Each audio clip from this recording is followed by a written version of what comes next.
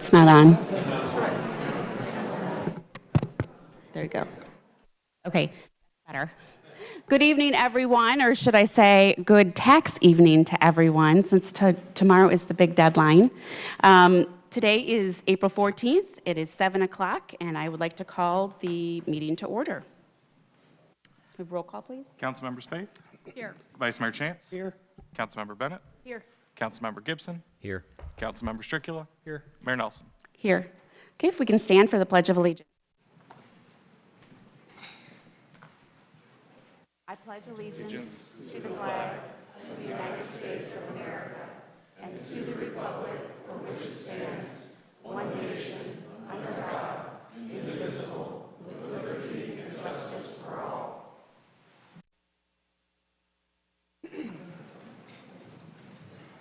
Okay, it is time for the minutes. I need a motion to approve the minutes from the March 10th council meeting. So moved. Second. All in favor? Yes. Any opposed? Anyone abstain? Okay, manager's report. Thank you, Mayor. I have several items, but we'll keep them brief. Just a reminder, this month marks the beginning of brush collection, which given recent winds is, I think, welcome in most neighborhoods. That will continue beginning the first Monday of every month. Go to the city's website and can find a list of the approximate routes to determine when brush chippers will be in your neighborhood. City of Mason offices will be closed on Friday, April 18th. That's in observance of the Good Friday holiday. However, the community center will be open typical hours and then modified hours on that Sunday.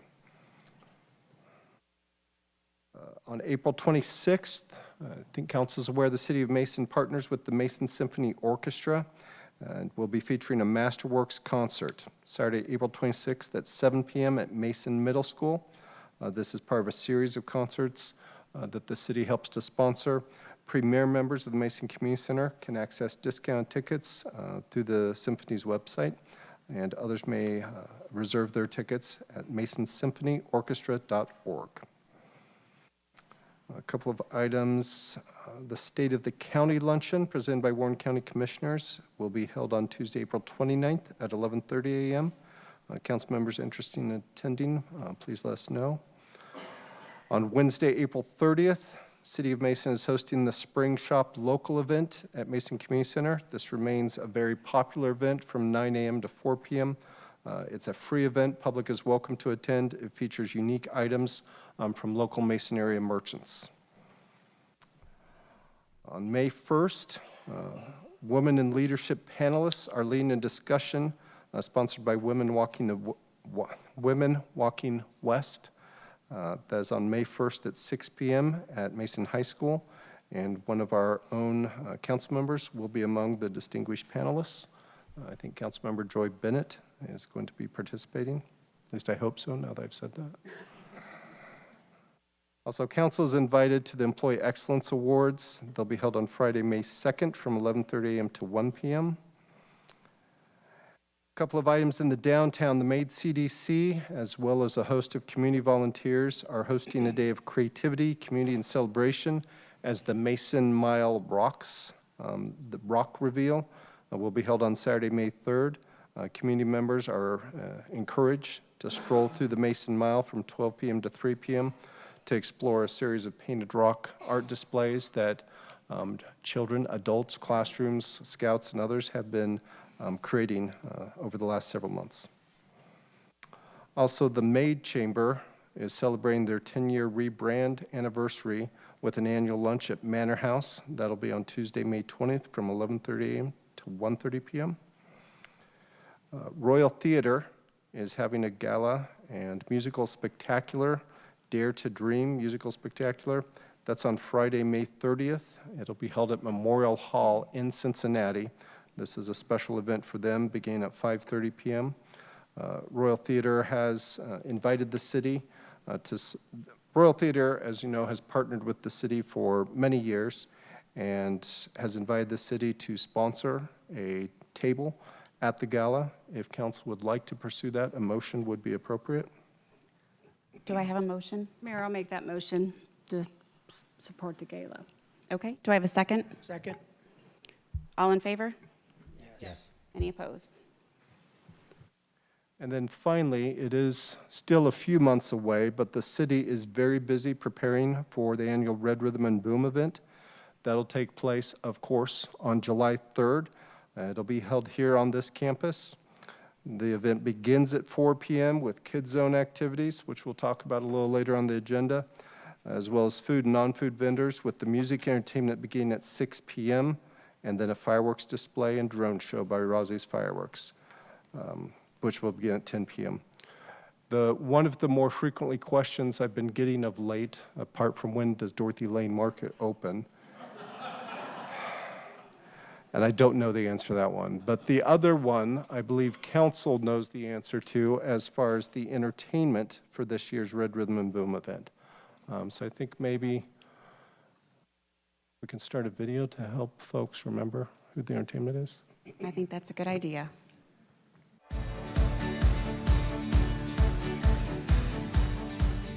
I'm so excited for this year's Red Rhythm and Boom event happening on July 3rd. So am I. Red Rhythm and Boom is a great opportunity for a community to come together, thank our veterans, and celebrate Independence Day. It certainly is. Have you heard who this year's entertainment will be? I don't know, but it seems to get better and better every year. Could it be?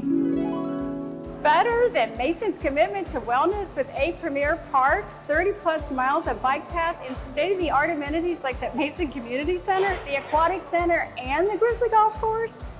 Better than Mason's dedication to enhancing inclusivity throughout the community with adaptive programming so that everyone can reach their highest potential?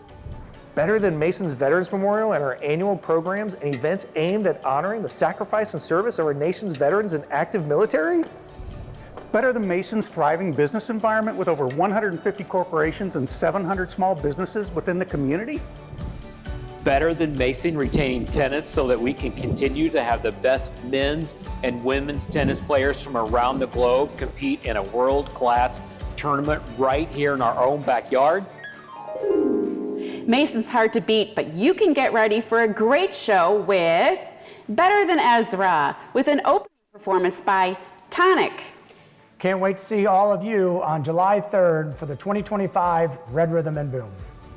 Mason, Ohio, what's up? It's Kevin Griffin from Better Than Ezra. We can't wait to play Red Rhythm and Boom on Thursday, July 3rd. We've got the band Tonic opening the show. They're one of our favorite bands. It's going to be a night of rock and roll, nostalgia, dance moves, and that's right, fireworks. And who knows, maybe Zeus. Maybe Zeus will come. It's up to you. Bye. See you then, Mason, Ohio.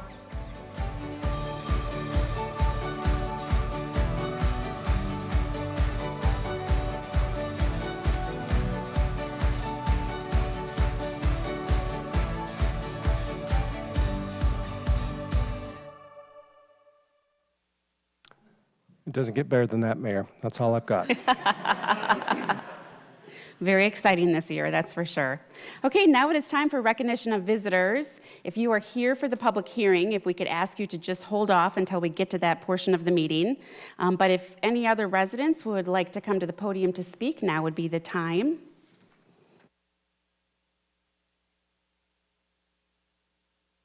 Not about the public hearing. So if you can hold off on the public hearing, you will have an opportunity to speak shortly. Okay, if you can just say your name and your address when you get to the podium.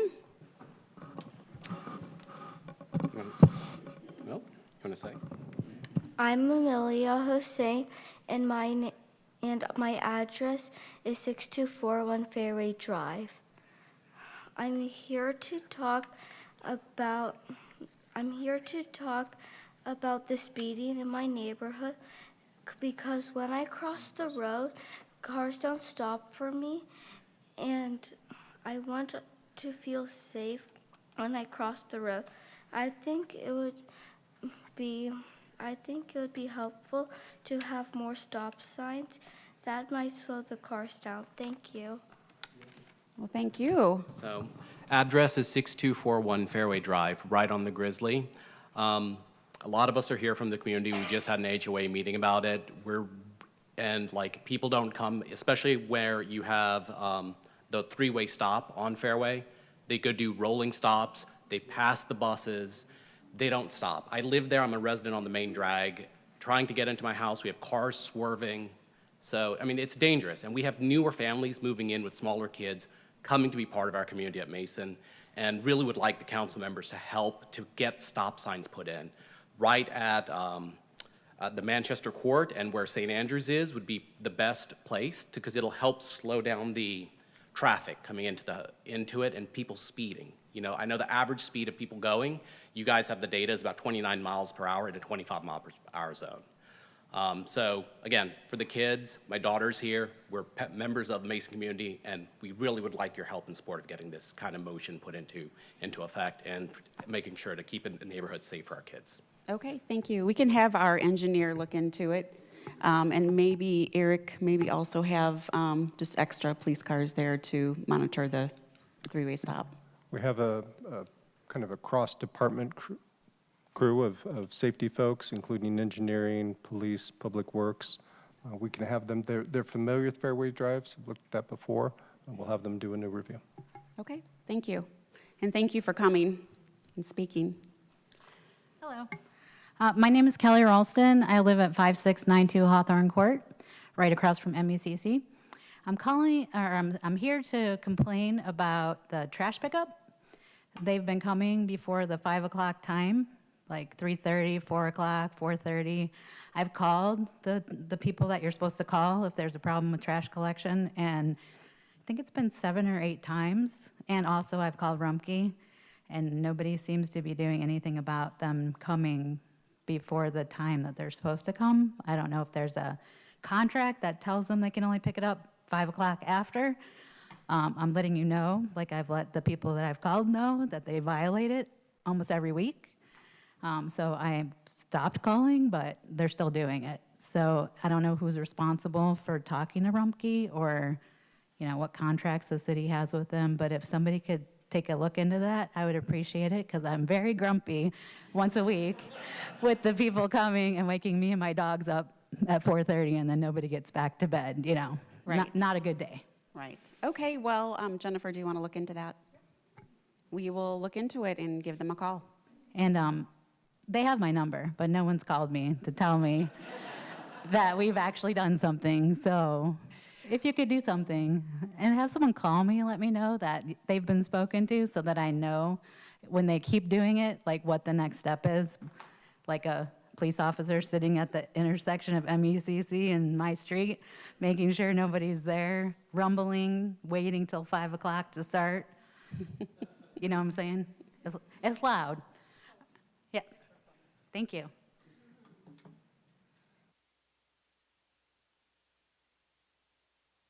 Okay, do we have anyone else that would like to come to the podium and speak? Yes. Mr. Looker.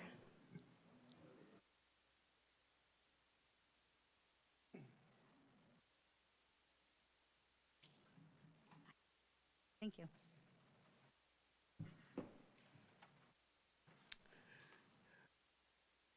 My name is John Looker. I live at 111 East Main Street, Mason. And I want to thank the City of Mason for the Welcome Home Vietnam Veterans ceremony that was held on Saturday. Not only the city, but all the staff that helped out, and ICRC for making it available online for those people who couldn't make it, and the community. The community showed up, and we had standing room only out here, and the top part was covered. And I've heard so many good comments about what a first-class ceremony the City of Mason put on. So thank you, Council, Eric, Jennifer, for being by me when I needed it. And I don't know if Barbara or Amy or Jenna are listening, but I wanted to thank them for the extra effort, and Ron. So thank you, thank you, thank you.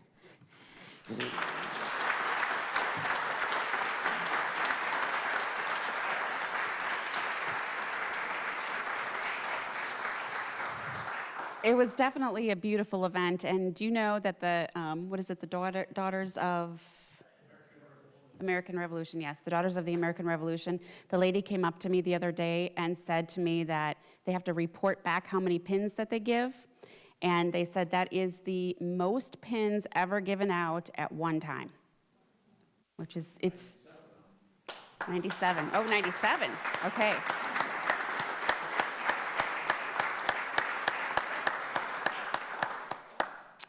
Okay. Hi, good evening. I'm Tim Soleil. Address is 6246 Fairway Drive, and I'm just for the same thing as them.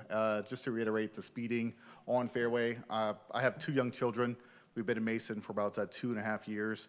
Mason has been an absolute dream come true to raise a family and do things with a family. Downside is we live on Fairway Drive, and not having the kids be on a sidewalk because they're afraid cars are going 50, 55. You know, it seems like they're going extremely fast down there. You know, we're afraid that even a misstep going into a street, there's no time to stop and any of those things. So just to reiterate that same exact thing that they were saying, one crosswalk on the entire Fairway Drive is not enough. There's a pool right down the street, kids having to cross. I mean, it's right at the pool, but just having one to go through the entire Fairway Drive, not enough. Not enough stop signs to slow the cars down. But just wanted to reiterate that. That's it. Thank you. Thank you. Okay, is there anyone else? All right, next time for resolution 2025-6.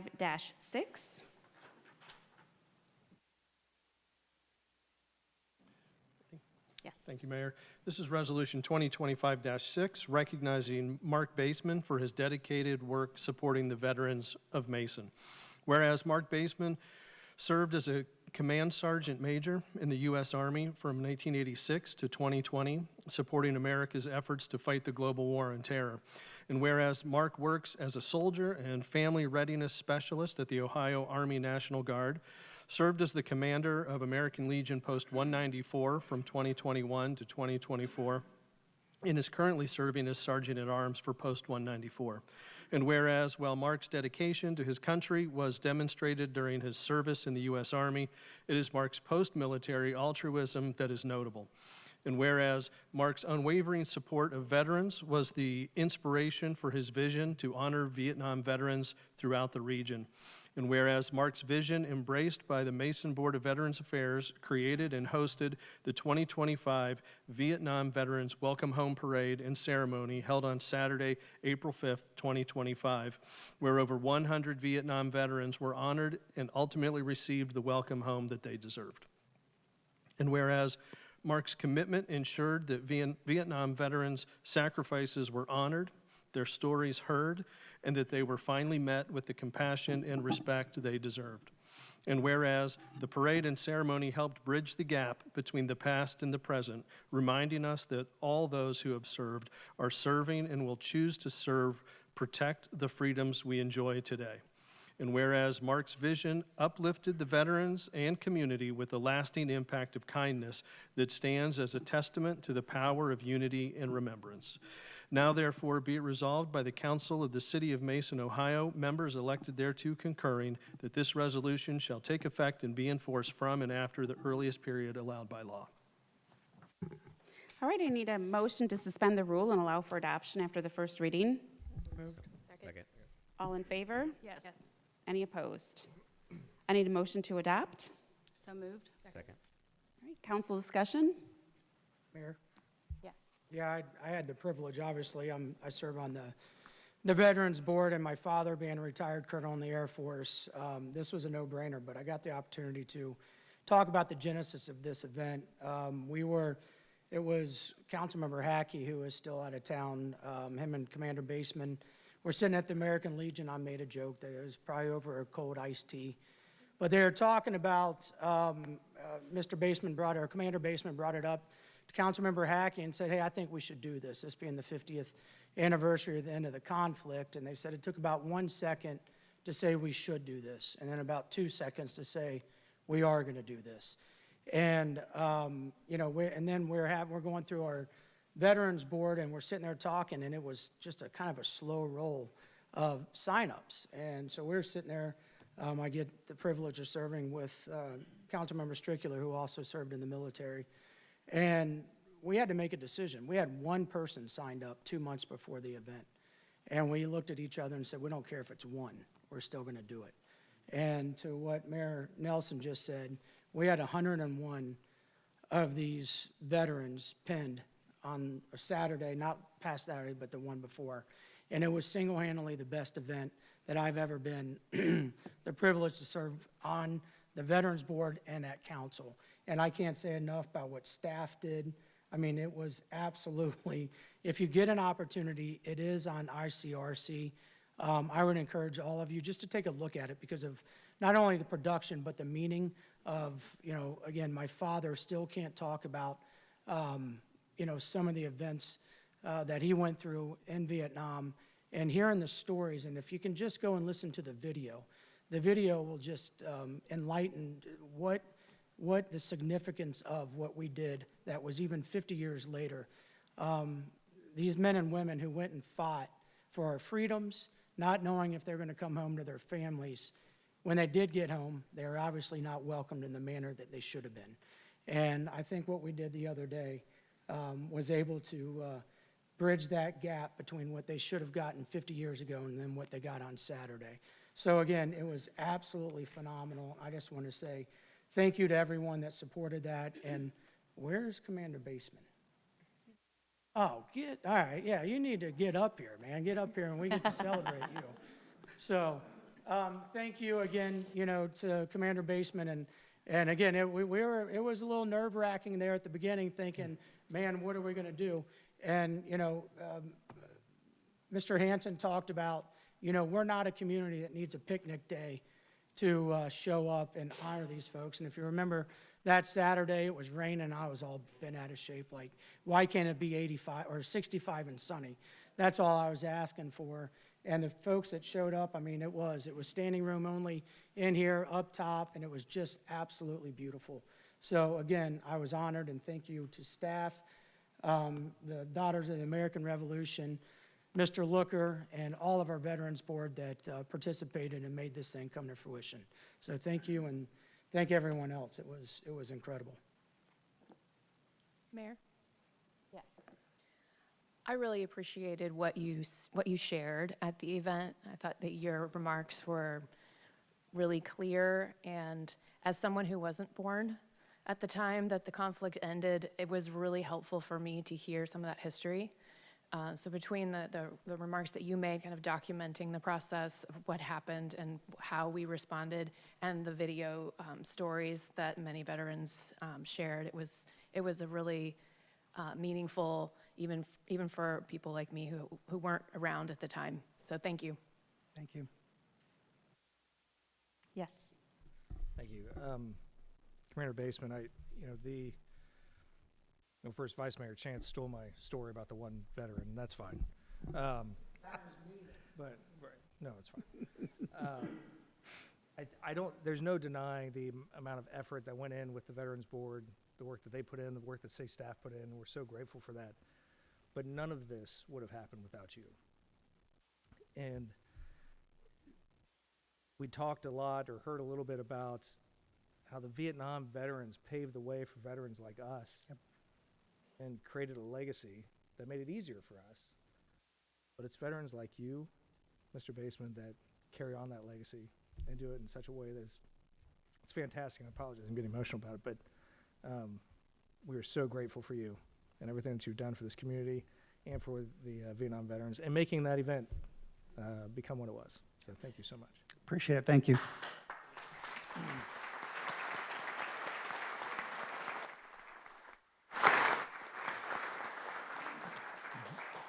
And thank you, Mayor, Council. I appreciate it.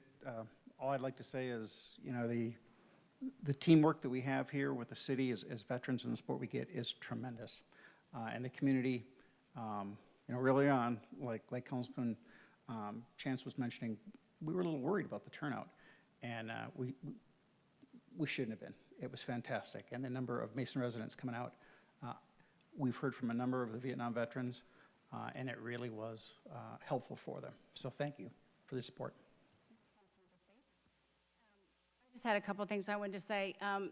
Unfortunately or fortunately, I don't know, I am old enough to remember the Vietnam War. I was about 15 when actually, I guess, when it ended.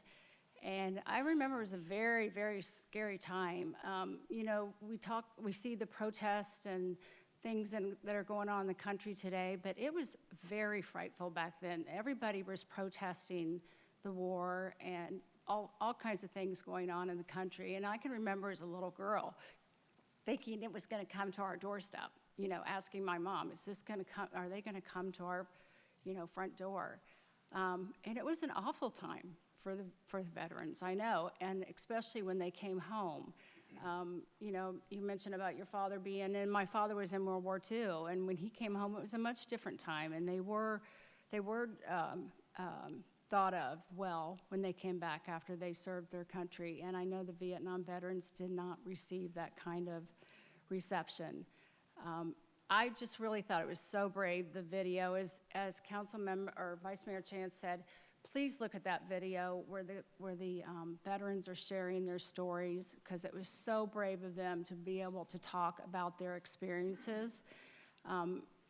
My father never wanted to talk about World War II, so I don't think any veteran really wants to talk about what they experienced in combat. And for those veterans to do that, it really was so touching and heartwarming. And my daughter, who's only 27, you know, did not really know anything about the Vietnam War. She said we got 2 sentences in school about it, pretty much. So it was very enlightening, such a wonderful program. And I'm just really glad our community came out like they did to celebrate everyone who was able to participate. So thank you for the idea. And thank you to all the staff for your hard work in putting that together. It was really wonderful. Thank you. Councilmember Gibson? Thank you, Mayor.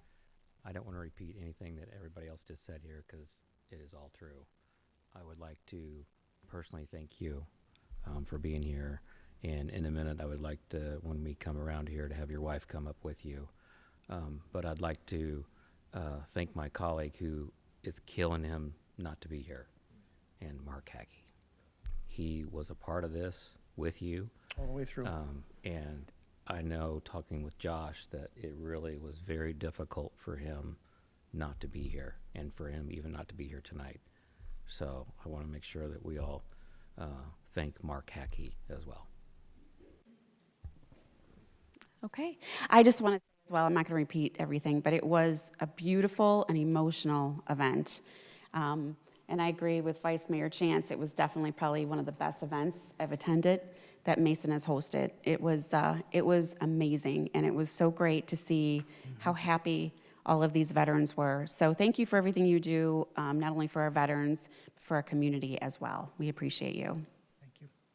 Thank you.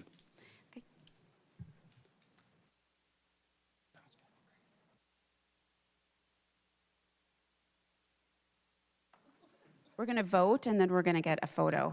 Commander, if you want to stay up here. Vice Mayor Chance? Yes. Councilmember Bennett? Yes. Councilmember Gibson? Yes. Councilmember Stricula? Yes. Mayor Nelson? Yes. Councilmember Spaeth? Yes.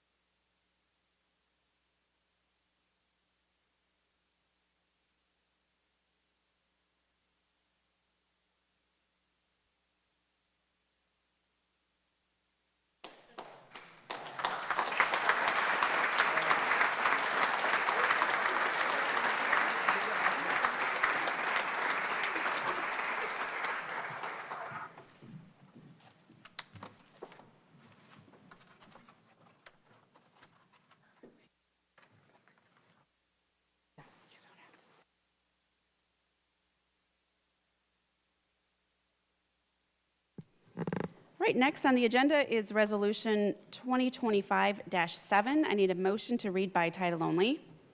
So moved. Second. Second. All in favor? Yes. Any opposed?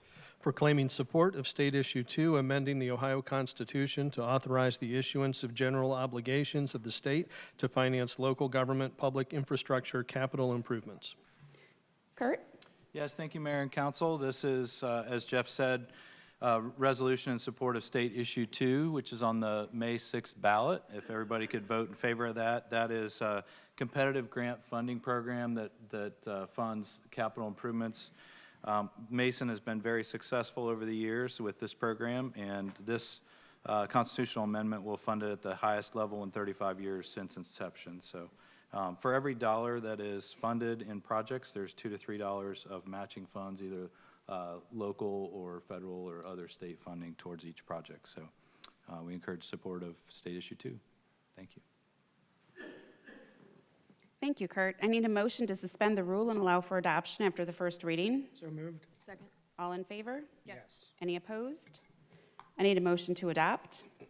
So moved. Second. Any council discussion? Okay, roll call, please. Councilmember Bennett? Yes. Councilmember Gibson? Yes. Councilmember Stricula? Yes. Mayor Nelson? Yes. Councilmember Spaeth? Yes. Vice Mayor Chance? Yes.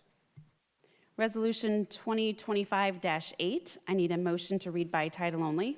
Moved. Second. All in favor? Yes. Any opposed? Proclaiming support of State of Ohio initiatives to create provisions that would regulate intoxicating hemp products. Eric? Thank you, Mayor. This is a result of Rules Committee discussions reacting to, and the science can get complicated, but I think Rules Committee want to comment on this. Simply put, marijuana, which is regulated by the state of Ohio and available under those regulations, is differentiated from what is labeled intoxicating hemp, which is not regulated at all, even though it is very similar to the regulated marijuana available in dispensaries. There's an effort at the state and in several quarters, and with this resolution, Mason would join that effort to encourage the state legislature to make intoxicating hemp regulated on par with marijuana, so to treat both of those substances similarly. The Rules Committee may have additional discussion on that. Okay, I need a motion to suspend the rule and allow for adoption after the first reading. So moved. Second. All in favor? Yes. Any opposed? I need a motion to adopt. So moved. Second. All right, any council discussion? Mayor, Yes. I just wanted to give a little background on this. I am the chairperson of the Rules Committee, and we also have council members Gibson and Bennett on that committee. So at our March 10th council meeting, there were many people who came and talked during, we had a public hearing at that time about, we were considering the zoning regulation to whether we were going to allow or not allow for marijuana dispensaries in the community. So many people at that time were concerned about the unregulated THC products that were being sold in drinks, gummies, and other products that are easily accessible to underage people. During my comments during that time, I suggested to the audience that they may want to contact their state representatives or senators to let them know their concerns regarding the unregulated intoxicating hemp products being sold in many retail establishments in our community. So after the meeting, a couple days later, I talked to Eric, our city manager, and I asked him to schedule a Rules Committee meeting so we could allow for some follow-up discussion and education on issues surrounding marijuana and intoxicating hemp. There is an existing loophole that regarding the unregulated sale, use of intoxicating hemp products, specifically Delta-8 THC. And I'm going to tell you, I got a real education on this at our meeting because I did not really understand all the differences between THC, CBD, Delta-8, Delta-9. I imagine a lot of people don't really understand all the differences. So unlike marijuana, these products can be sold without age or licensing restrictions. We heard information from legal counsel, law enforcement, city zoning officials, and information on state legislative discussions on the issues from the City Lobbyist Government Strategies Group. From our discussion, the Rules Committee learned that there are several bills currently proposed at the state level. Thus, the Rules Committee has proposed the resolution that we are considering now to support and endorse the passage of provisions that would establish a regulated environment for these substances, including but not limited to a minimum age for purchase and to regulate the use and sale. Essentially, this would close the loophole.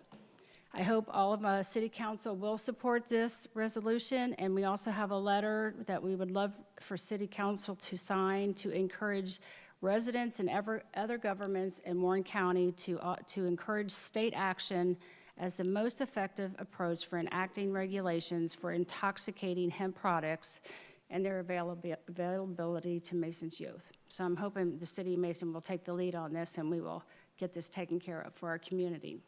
Thank you. Okay, anyone else? Mayor? Yes. I wanted to share a couple of things as well. One of the, many of you may know, I'm relatively new on council, so I've been learning a lot about what cities can and cannot do. And we are not allowed to make something illegal.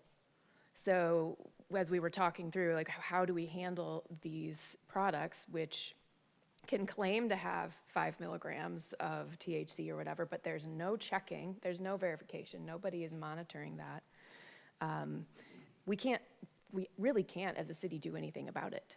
So our best tactic at this point is to persuade our legislature. They are the ones who can make laws that will address things like this. And as a parent of young adults, I definitely care that we know what's in things. I think that's one of the most scary things happening right now is there's a lot of things out there and we don't know what else is in them. So as we were talking through the options, there really weren't any that were very compelling other than trying to get a law passed that is a statewide law to, at the very least, limit the age of someone who can purchase these things, but also to actually regulate, amounts of things like THC that are in these different products. Thank you. Anyone else? Okay, roll call, please. Councilmember Gibson? Yes. Councilmember Stricula? Yes. Mayor Nelson? Yes. Councilmember Spade? Yes. Vice Mayor Chance? Yes. Councilmember Bennett? Yes. Okay, now it is time for the second reading and public hearing on ordinance 2025-23. I need a motion to read by title only. So moved? Second. All in favor? Yes. Any opposed? Approval of a conditional use permit to allow a convalescent nursing and rest home on a R3 zoned property at 6546 Mason Montgomery Road, Heritage Presbyterian Church. Okay, Jordy.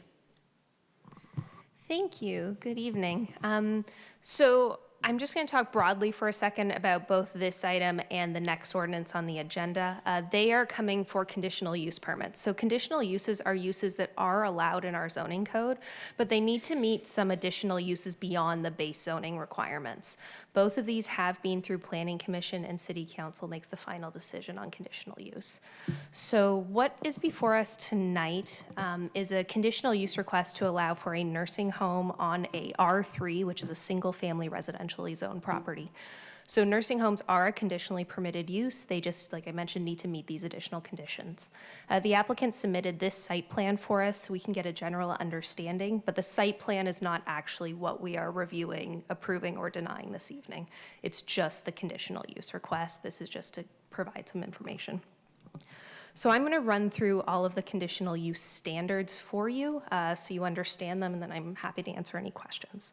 So for a nursing home, there are general conditional use standards, and then there are also ones specific for the nursing home. So starting with general, the first one is this a permitted conditional use in the district which is proposed? Yes, nursing homes are permitted in the R3 zoning district. The next is it in accordance with the general objectives or any specific objectives of the city's comprehensive plan and the zoning ordinance? Yes, our city comprehensive plan does identify a need for additional senior housing in the community and encourages development at main intersections and activity nodes, and Mason, Montgomery, and Tylersville is denoted as a main intersection in our comprehensive plan. Next, will it be designed, constructed, operated, and maintained to be harmonious and appropriate in appearance with the existing character of the general vicinity? So while neighboring residents did express concerns at Planning Commission about the size and height of the proposed building, the building is proposed to be 35 feet high, which is the allowable height in the R3 zoning district. The applicant is proposing four-sided architecture, which matches the requirements of the zoning district. And because of an existing deed restriction on the property, this building would be 100 feet from the property line, which is actually further than the required setbacks, so it would be harmonious with the surrounding property. Next, will it be hazardous or disturb existing or future neighboring uses?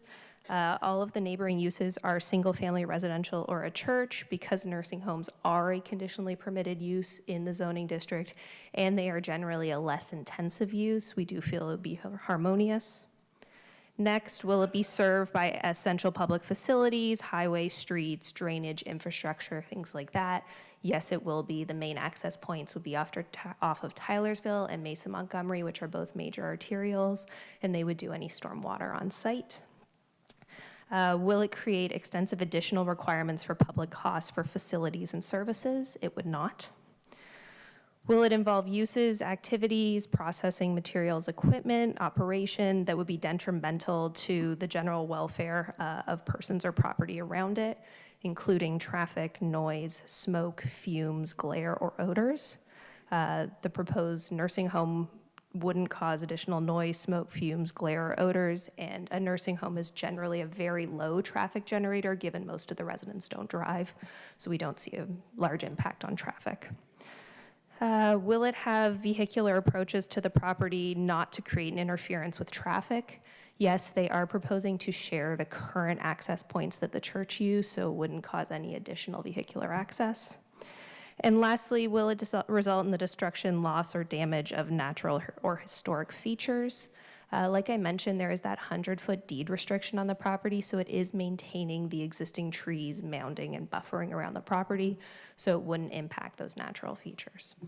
So those are the general conditional use requirements. There are also some specific conditional use requirements when you talk about a nursing home. So for those, the first is that the minimum lot size must be 2 acres. This lot is a little over 8.5 acres. All of the access points must be off of arterial or collector roads. Like I mentioned, Tylersville and Mason Montgomery are both major arterial roads. There's no access off of any of the neighboring streets. It does need to be within either 500 feet of goods and services, or provide goods and services on site, or provide an opportunity for the residents to access goods and services. The applicant has stated that they provide a number of services on site: a barber shop, a small convenience store, and then they also provide private transportation for the residents to access various goods and services in the community. Screening, any parking lot that's within 150 feet of a residential property does need to be screened from view. The proposed parking lot is over 150 feet from the neighboring residential properties, but even as it is, because of the mounding and that existing vegetation, it will be screened from view. And then lastly, lot coverage. So it can have a maximum impervious surface ratio of 40%, and the applicant is proposing just about 32%, so they are under that 40% limit. So for the conditional use, those are all of the requirements. Because of this, planning or staff recommended approval of Planning Commission, and Planning Commission did recommend approval of the conditional use tonight for City Council. I know that there's a site plan in front of us, but just to reiterate, we are just discussing the conditional use. Can a nursing home go on this site?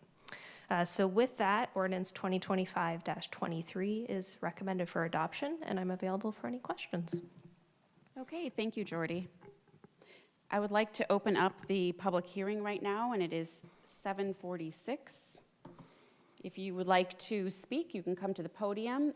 We do have a 5-minute time limit per speaker. And if you could please remember to state your name and address.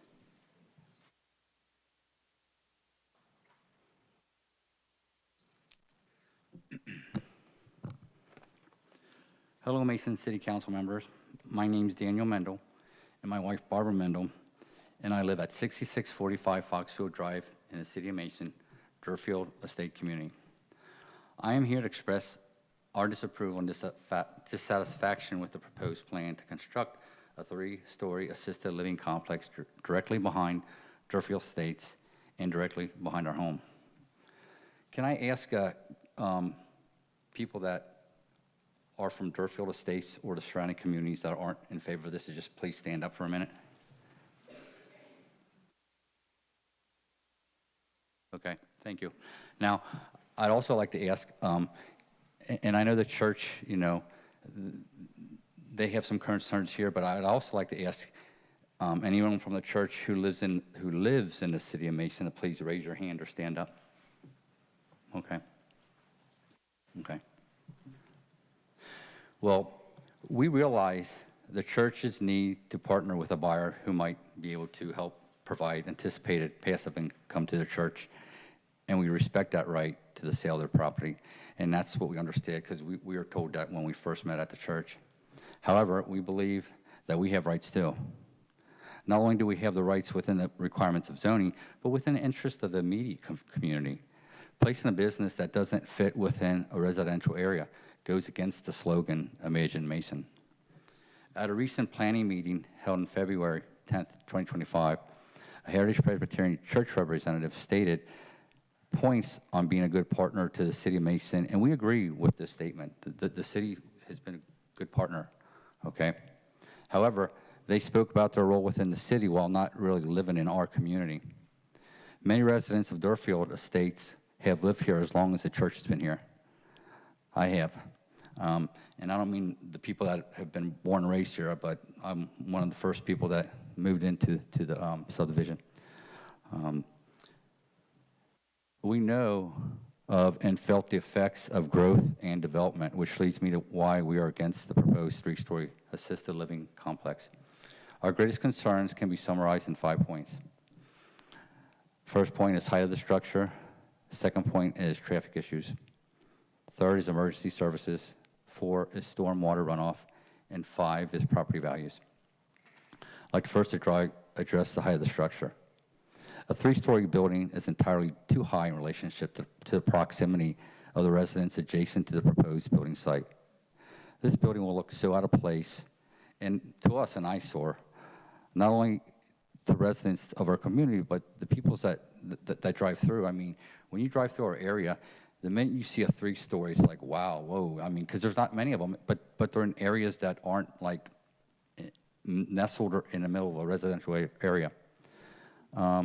The proposed building will look as if you are trying to put 10 pounds in a 3-pound bag.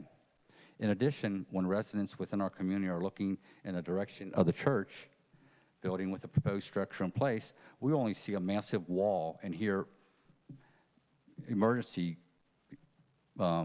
vehicles, delivery, transportation vehicles coming and going, and our westerly view will no longer be possible. I mean, this morning, or just a minute ago, or the start of this meeting, we heard about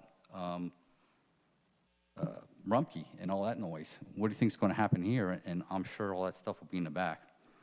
The second point I'd like to address is increased traffic, which is twofold. Firstly, incoming and outgoing turns from either entrance at Tylersville or Mason Montgomery roads is difficult, especially without the traffic signals, which will not be allowed. You know, we're not going to put new signals close to the intersection already. Durfield Estate residents are currently very aware of these issues since it's nearly impossible to turn south on the Mason Montgomery Road from Kenwood Road most of the day. And with the driveway of the proposed building, basically what's going to happen is they're going to have a ride in and a ride out. And that makes it difficult. Right now, you drive through during most of the day and just traffic's backed up. You literally can only go right in and right out of those 2 entrances that are proposed. And then, so the same issue will result in and create some other stuff. So this will add to increased delays and frustrations to drivers and lead me to our second traffic concern, which is cut through traffic to the Durfield Estates neighborhood. Now we know a lot of our neighbors, Fairway and stuff, traffic, I mean, we've got a young community, okay, a lot of young communities. So traffic and extra vehicles really don't go hand in hand, okay? We know a neighbor. I please. apologize. You've reached the end of your Oh, boy. 5-minute allotted time. If you could allow time for the next guest, please. So I'm done then? Can I read one more point? Just ask for one more point. Please? Yes, go ahead. Okay. So I guess the point I'd like to make, I mean, I could talk about all the different things, but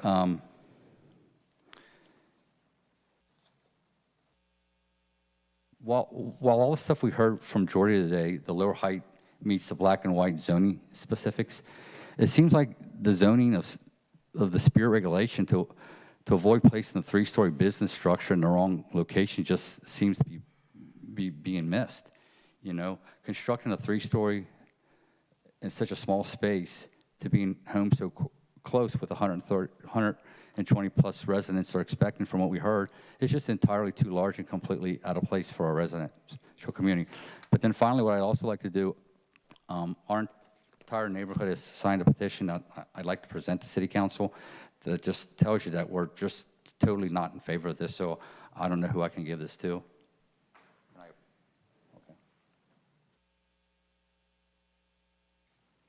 Thank you for listening to me. Thank you. Jordy, I'm sorry, could you come back up to the podium? I apologize, I went too fast. I think council members had some questions for you. Yeah, of course. Mayor, thanks. Jordy, just a couple of questions of clarity, I think. You mentioned the nursing home typical zoning is 2 acres, and this is on 8 acres. Does that include, is that the whole parcel, or is that just the spot where the... That's just the spot where the church would be.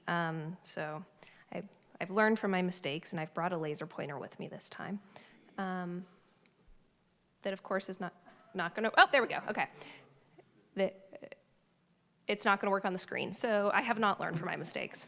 There's a dotted line you can sort of see that jogs through the middle of the site plan. I can use my mouse here. Generally speaking, and that splits the property in the 8.5 just to the east where the nursing home would be. Okay, so that part's 8 acres. Correct. Okay. All right, and then one other question, because it was brought up. You mentioned the height of the building, and then the gentleman just mentioned stories. Mhm. I mean, is that... So the maximum height is 3 stories or 30, or actually, I'm sorry, there are no story maximum in the residential zoning district. It's just 35 feet, which is what the applicant is proposing. Okay, all right. Thank you, I appreciate it. Thank you, Mayor. Thanks. You're welcome. Would any other council members have questions for Jordy? No? Okay. We open the floor back up to anyone who would like to come and speak.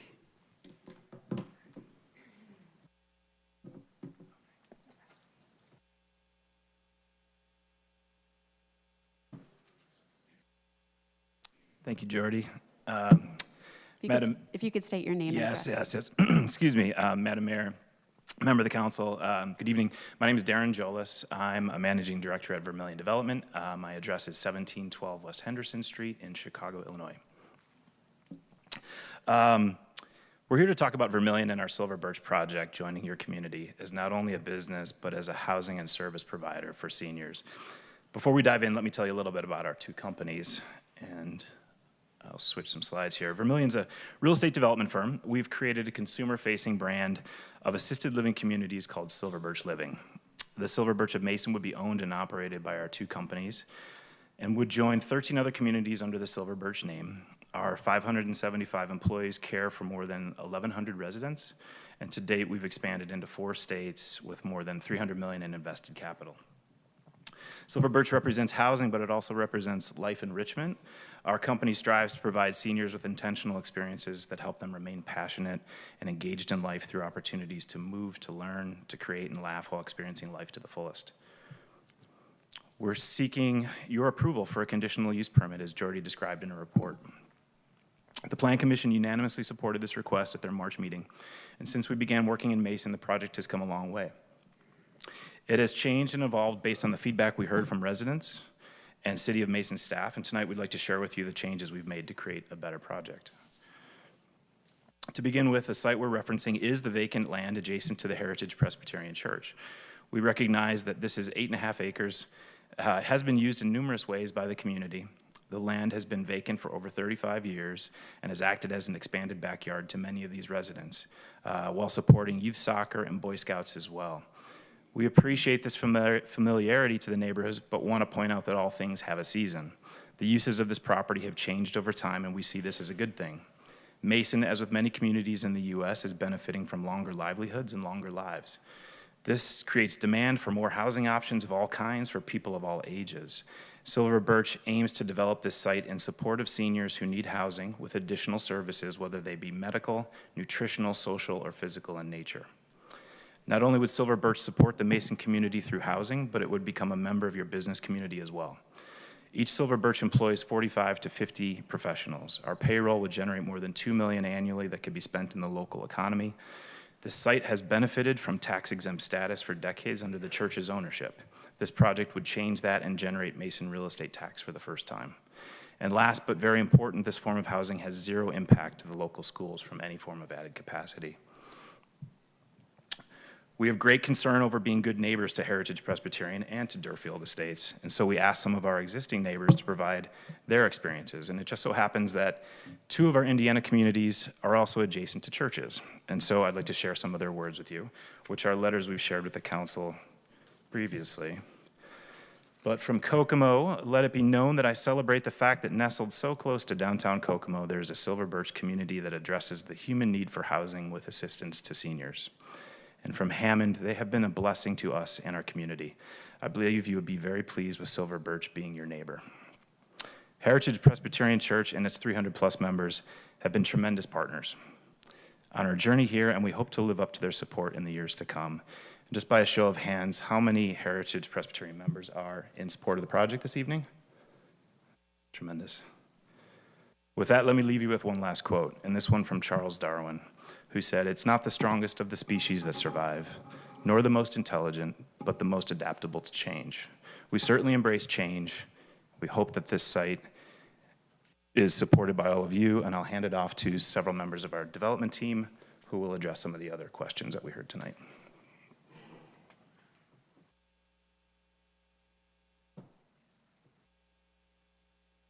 Good evening. My name is Andy Comer. I'm a senior traffic engineer with TMS Engineers at 2112 South Case Parkway in Twinsburg, Ohio.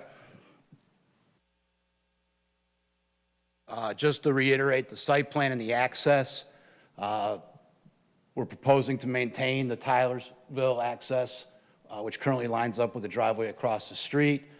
The Mason-Montgomery access would be relocated further south away from the intersection in the median section, which would then prohibit left turns in and out of the site through the use of the median, effectively making that a right in, right out and access only. We took a look at the expected site-generated traffic volumes for the project, and then we also compared them to comparable land uses permitted under the zoning.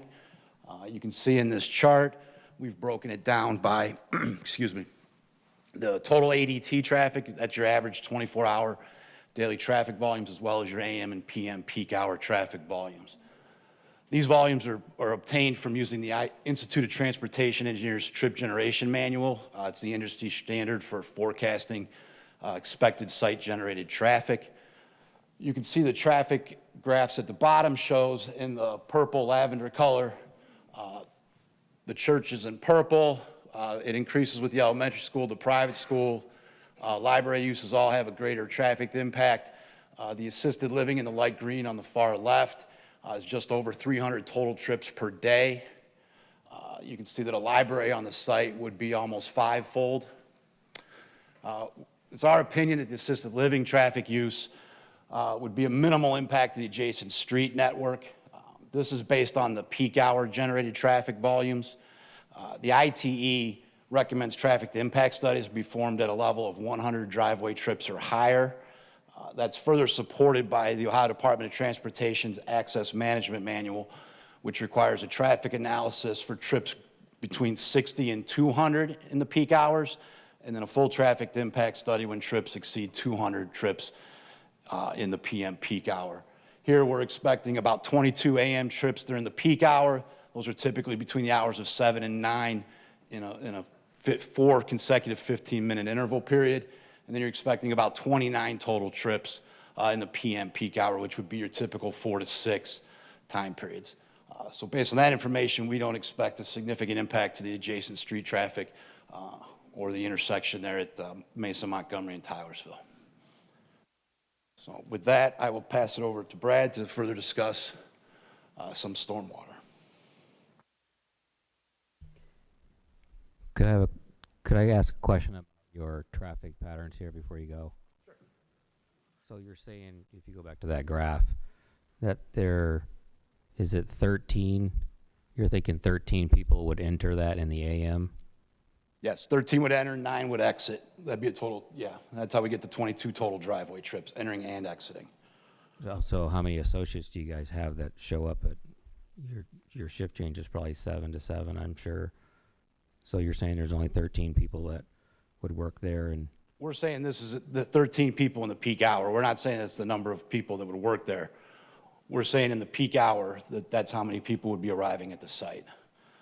There may be people that arrive before that, after that, but in the peak hour, facilities with similar size are expected to generate 13 trips. did you say that peak hour is from 7 to 9? Is that what you said? The peak hour generally occurs between 7 and 9. We're looking at the highest hour in that period, which would be the highest 4 consecutive 15-minute periods. So it could be 7:15 to 8:15. It could be 7:30 to 8:30, but that's what those numbers would be compared to. So or family added to. members visiting in the morning and associates, you're thinking it's going to be about 13. Correct. Okay.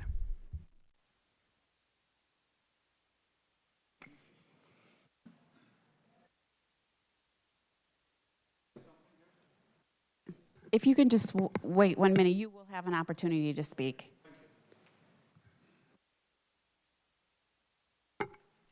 Good evening.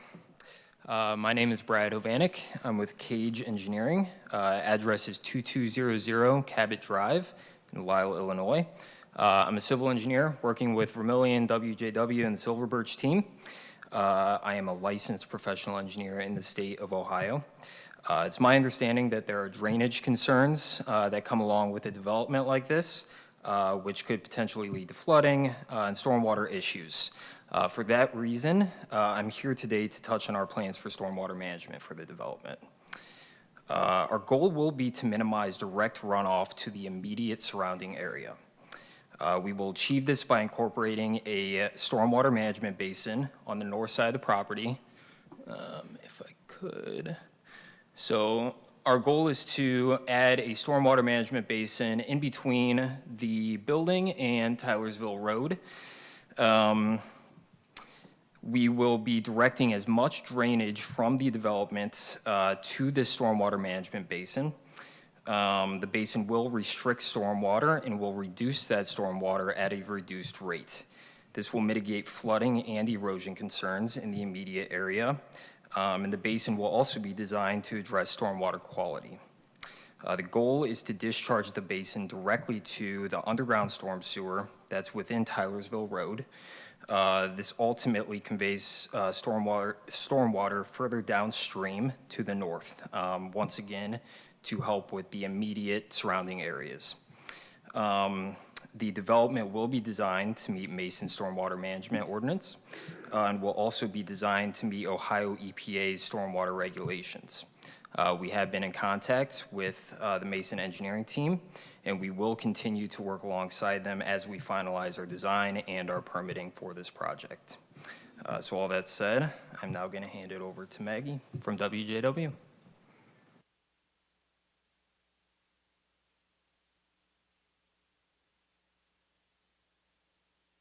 Good evening.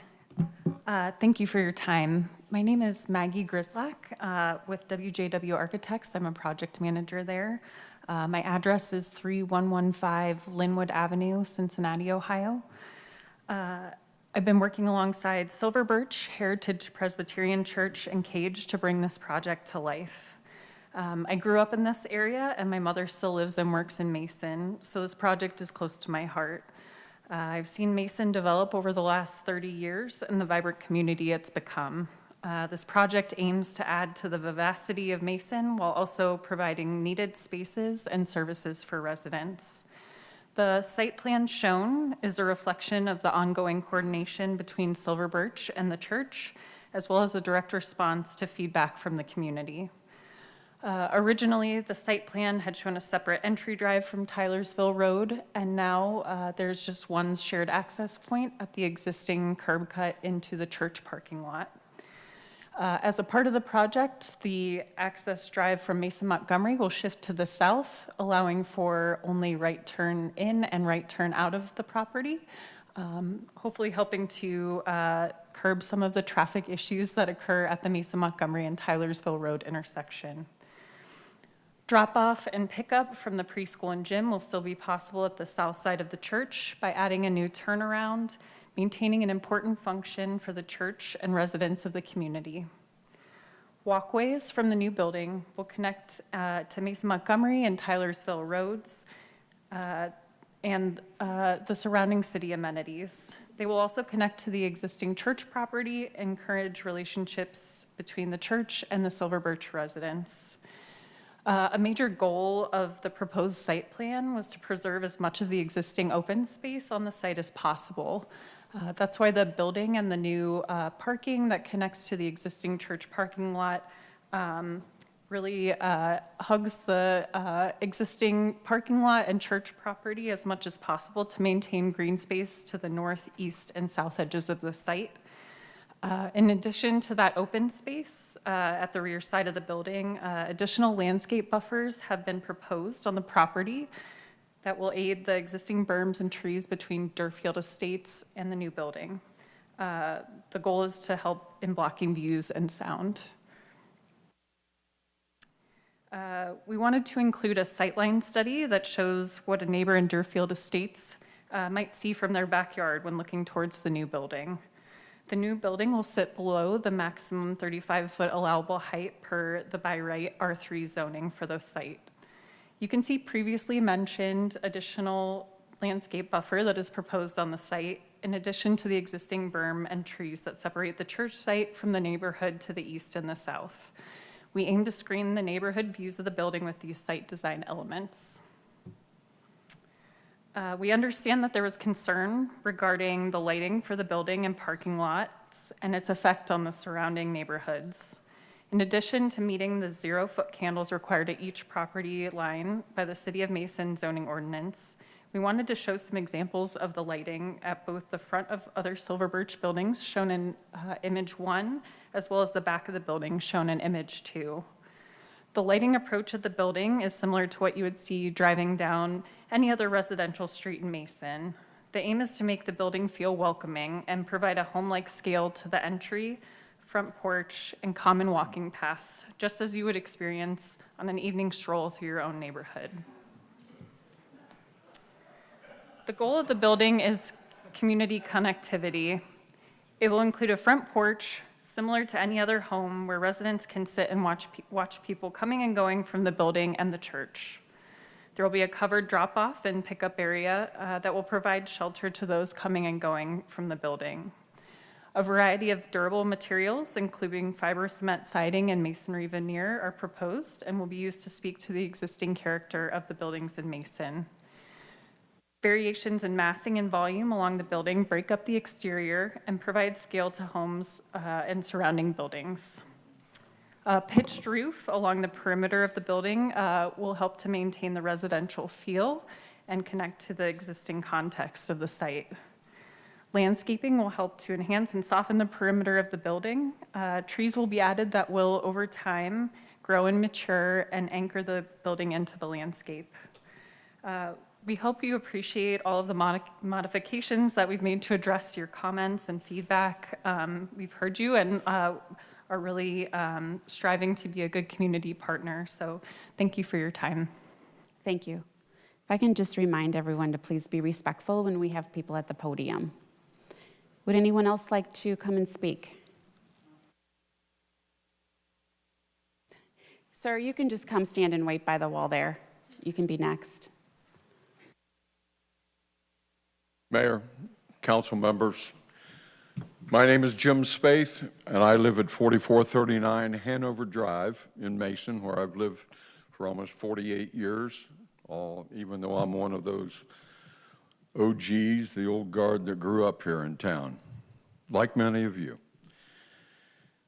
I would like to present a letter from our church as from a corporation standpoint. The president of our corporation could not be here tonight, so you get the secretary tonight. But if you may indulge me, I would appreciate it. Heritage Presbyterian Church would like to express our support of the concerns of the surrounding neighbors of the property, the sale of the property, and the proposed building project. Heritage has considered these concerns, especially as we will also be neighbors to this project.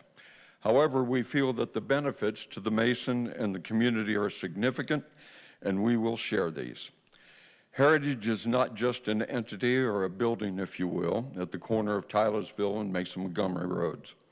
Our church consists of around 300 members and their families, with many of them Mason residents. Mason families send their young children to our early childhood preschool. We host a Cub Scout pack, 2 scout troops. Mason families utilize our church for weddings, funerals, baptisms, and many other activities during the week. We play an important role in the Mason community and serve families well beyond just our church members. And so, when considering the sale of this land, it has been very important to Heritage to have it be used to benefit not just the church, but others, especially since it is in such close proximity to our church home. As we explained to the Mason Zoning and Planning Commission, the Heritage members carefully considered the sale of the property, and our congregation was intent on it being used for housing or facilities that would be complementary to our church currently provides in providing more service to the community. Now, many of our elderly Heritage members, I guess I'm almost there, needing living assistance, I don't need that yet, thank God, have found themselves in assisted living facilities outside of Mason in communities around us, like Lebanon, Monroe, Morrow, Westchester, to name a few, away from their families and friends and their church family. This project will provide an opportunity for members of Heritage, other residents of Mason, and even the elderly relatives of our neighbors to remain in Mason close to their families, friends, and church family. Additionally, the meetings with the Mason Zoning and Planning Commission about the Silver Birch Living Project did not address the financial benefits to the community, although Darren briefly touched on this. Heritage is a 501(c)(3) nonprofit corporation, religious organization, and as such does not pay property taxes on this spare land. The city of Mason would realize revenue from the property as well as taxes from the retirement home business and from the employment and payroll taxes of the employees of the facility. Heritage would point out this project will help address an important need for the elderly in our Mason community and their families, and it will provide additional revenue and employment for the community. The Heritage family members, past and present, purchased and paid for this overall property that we own, and it's free and it's unencumbered. We have no mortgage. As such, as property owners, we have the right to sell our property, the same as other residents of Mason. And in addition, the project has met the zoning regulations requirements for conditional use. In fact, Mason's own zoning staff have confirmed this. In closing, Heritage would respectfully request that the City of Mason fully recognize our legal right to sell our property for the project of Vermilion Acquisitions, LLC, and Silver Birch Living, which will benefit the Mason community as well as Heritage Presbyterian Church. And I'm happy to read that on behalf of Christopher Atkinson, who is an elder just like I am in our church. I think that's enough to say, and we'll move on and let other folks have their say. Thank you. Thank you. My name is Kathleen Martin. I live at 6739 Bluefield Lane. I live in the Dorfield Estates subdivision. Just 2 points I would just like to bring up, you had mentioned it about the conditional use. We're not opposed to an assisted living in Mason. We think your facility is going to be gorgeous. The location does not seem ideal. We have a lot of young families moving into our neighborhood. I'm actually now one of the old residents of the subdivision. We are one of the very few subdivisions in the city of Mason that does not have sidewalks. So by adding this facility, it is going to increase the traffic. I am wondering if a traffic study truly was ever done. You have 3 of the largest schools located right on that subdivision. From 7 to 9, you have thousands of parents dropping their students off at school. You can't get from Western Row up to Mason Montgomery because of the traffic going to the schools. You have Friday night football. You have afternoons when the preschools and the kindergarten buses. You have after school from 3 to 5. It is a logistical nightmare to get out of that subdivision from either side, and we have a light at the end. I'm not sure if many people were aware, many years ago, they were going to continue Foxfield behind the school and connect to the high school. And that was stopped because we are a subdivision with no sidewalks. So we're really concerned about the safety of our kids walking to the school. And quite a few of those kids walk to the schools. No sidewalks, they have to come out to the Mason Montgomery or Tylersville, or they'll cut through the field. So we're just really concerned about the safety. And was a traffic study ever done? I don't think it has, because if you just stand out on our street during those 3 peak hours, you'll see how much traffic there is. And I don't think it's just going to be 13 cars going in and out during those peak hours. You're going to have visitors, you're going to have the workers. It's just a joke with that intersection. And I'm not even sure, we've also heard they're expanding Mason Montgomery and Tylersville to 6 or 7 lanes. So that's going to increase that traffic too. So that's just one of our biggest concerns, is the safety of our kids. I mean, you have how many accidents at Mason Montgomery and Tylersville? I just think it's going to be increased, and you're going to have a death of a child on your hand. Thank you. Thank you. Council members, thanks for giving me this opportunity. I'm Manish Vangani. I live in 6627 Foxfield Drive.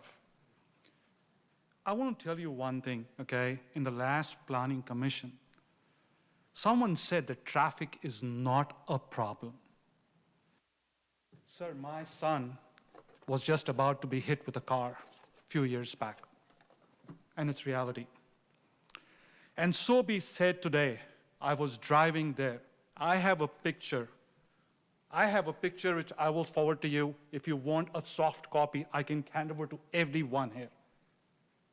There's a traffic which is all the way from Tylersville up to Foxfield Drive. And then there is a crosswalk. The cars are passing crosswalk, and the kids are walking from the crosswalk. That is the height at 7:30 in the morning. It takes anywhere from 15 minutes to just drive to the school and come back. I raised this concern to Mr. Cooper, whom everyone knows. He's a school superintendent. This is what he said, and I can share this email with everyone. As a public school district, we strive to remain a neutral party in matters related to private property, sales within the city and township. While we do not typically weigh in such transactions, I fully understand the concerns you have raised. Traffic is a concern. I don't know what data was presented. About potential traffic impacts and student safety. In light of this, I shared your concern directly with Sir Eric, you're here. He did tell me that he shared the concerns on this traffic things with you. Sir, I want to say to everyone, okay, no matter you make $1 million, you make $1,000 or even $1, one of the things that person said this, is not worth a child's thing. It is not worth the money that anyone wants to make. I humbly request you, all of you here sitting here, and even to the church members, please do not go for it. It is a safety concern, and it's not there. You're going to put anyway, which is taking almost 15 minutes to go to the school, you're going to put some more things on top of it, correct? Create more concerns for everyone. So I humbly request you again not to go for it, and humbly request the church members to listen to us. If you want to give it to someone else, please do it, but not for assisted living. Thank you.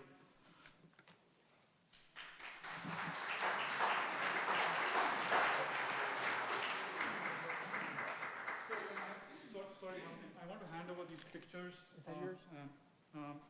Pictures in the email. Can I do that? And if you want a soft copy of it with a proof, I can do that too.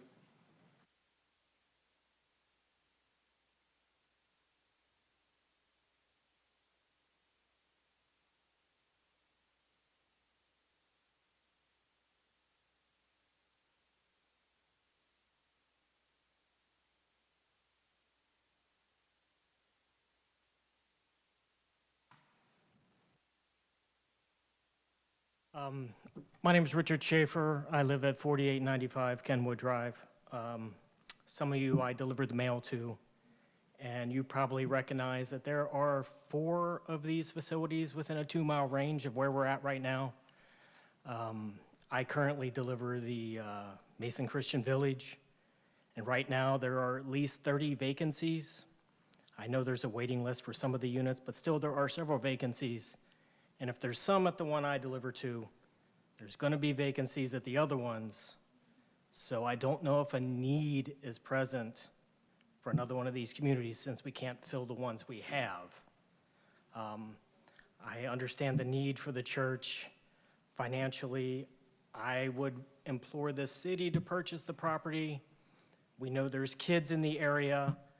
There isn't really a park or facility of that nature nearby. That's a good idea for the land. Dog park, pickleball courts, whatever, something that all of the community can benefit from.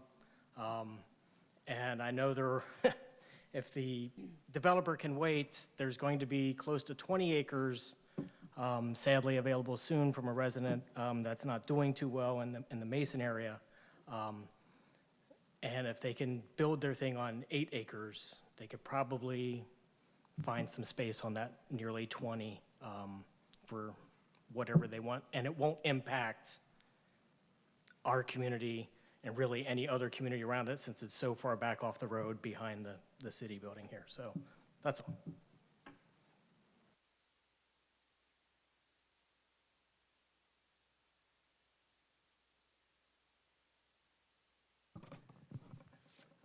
Council, my name is Dan Brooker. I live at 6811 Foxfield Drive. My wife and I, we've been there over 30 years. We're in the community right behind Heritage Presbyterian Church. I will say this, senior living is not one of our objections. It is a wonderful option for our aging population. My own parents with failing health spent time in a wonderful situation up in Centerville, Ohio. And thank gosh they saved their money very well because those things are not cheap. I will not doubt the need. I'm sure Silver Birch has done their homework and feel that it's viable to build a facility in Mason. In the last couple of years, maybe 3 or 5, we've had 3 built just over here by the post office.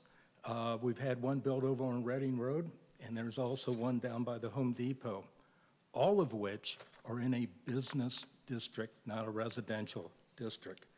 So my main objection, many of my neighbors have a lot more, but my main one is why is the Mason Council considering the construction of a business in this residential neighborhood? Gentleman from Silver Birch stated this is a business, a for-profit business. Make no mistake, this is a senior living hotel that they're looking to build for a for-profit organization. I'm wondering if this was a Marriott or a Fairfield Inn, would the council allow us to be built in that residential area? My guess is no, and for the same reason that I can't put a convenience store or a gas station in my front yard, because it's a business and we are residential. The hotels in our area, and in most areas, and this includes the senior living facilities in Mason, are built in a business district. And if there's any objection to me calling this a senior living hotel, I may be putting it too mildly. Today, many of your hotels do not even have food service other than maybe a breakfast buffet in the morning. If this proposed 120-unit facility goes in, they'll be serving 3 meals a day, 7 days a week to their residents with, let's throw a couple of birthday parties in while you're at it. This is far more delivery traffic than your average hotel, far more trash pickup than your average hotel. My question is, I saw the schematic up here of the proposed facility. I did not see the dumpsters in front of the building facing the church. They're going to be back there along that property line of our residents. I don't think they're going to be getting food deliveries at the front of the building. They're going to be taken around to the back of that building. Right in my neighbor's backyard. That certainly will add to the noise pollution for my neighbors at all hours of the day. Comment was made they have a 100-foot setback. Your football fields are 100 yards, so that is roughly a third of a football field. That is not very much. And I think that with all this, whatever going on, the delivery, the food service, it can attract critters to that building. I know back here at the Mason Middle School, I like to walk over to the track and go around the track. There are 18 critter traps at the back end of that Mason school. And I don't think it's the pencils and notebooks, if they still use those in school, that's attracting the critters. It's the food service. So in closing, many of my neighbors from Deerfield built their homes 30 years ago. They chose this because it was a residential area, because it's supposed to be residential only. These neighbors raised or are raising their families.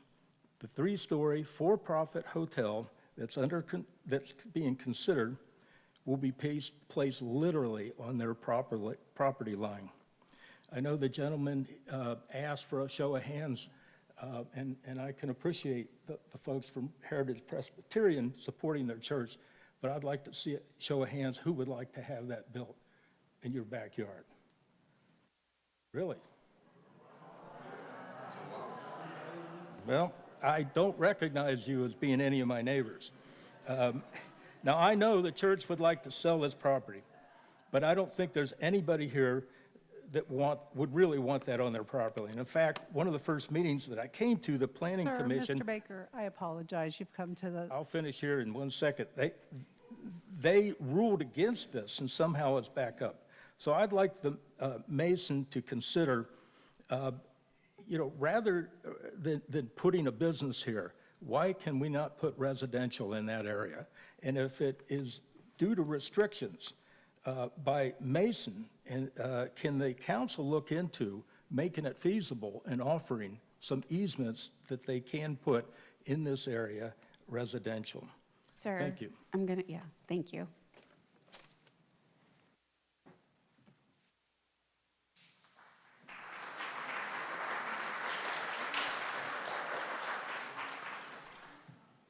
That was for Dan.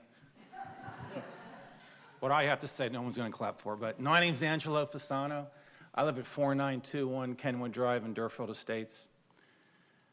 The first plan to go in that area was not this facility, am I correct? Wasn't it residential homes?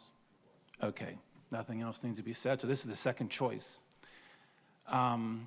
Also, as Mason continues to grow, 36,000 residents right now, I guess we're pushing for 40,000 down the road. Tylersville Road has a massive apartment complex going in on the right side as you go west. Across the street by Aero, alcohol, spirits, whatever, huge MI development, I think, homes going in there. Down the road in front of Majestic, which is the care facility, Massive land is being sold. 350 unit condo units are going in there.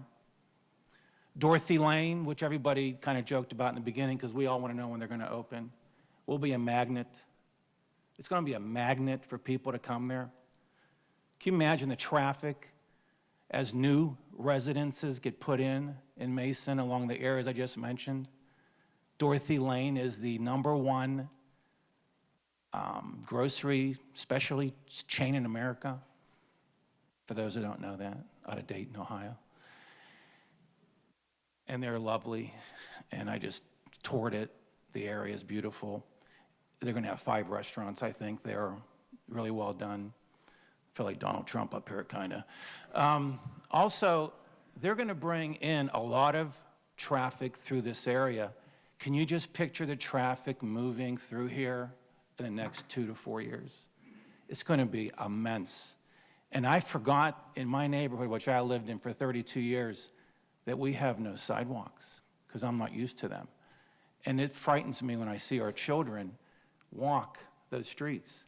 And there's just not children. We have all kinds of people coming through our neighborhood, walking, jogging. And it's just kind of scary because I know what happened when the high school used to be where the 7th, 8th grade building was. The students used to drive through there to go to high school until they built the high school down the street. It was a parking lot in our neighborhood. I fear that may happen again if they ever decide to put the road on the other side. And if that street is a drive-through street. And I know people will use it more and more, and it really frightens me as to what's going to happen. But those are all just thoughts for you to consider. Think about the future. Think about wedging this in an 8-acre area, which is going to be nice, but it's wedged in. It doesn't even look right. But that's my thoughts. Thank you very much.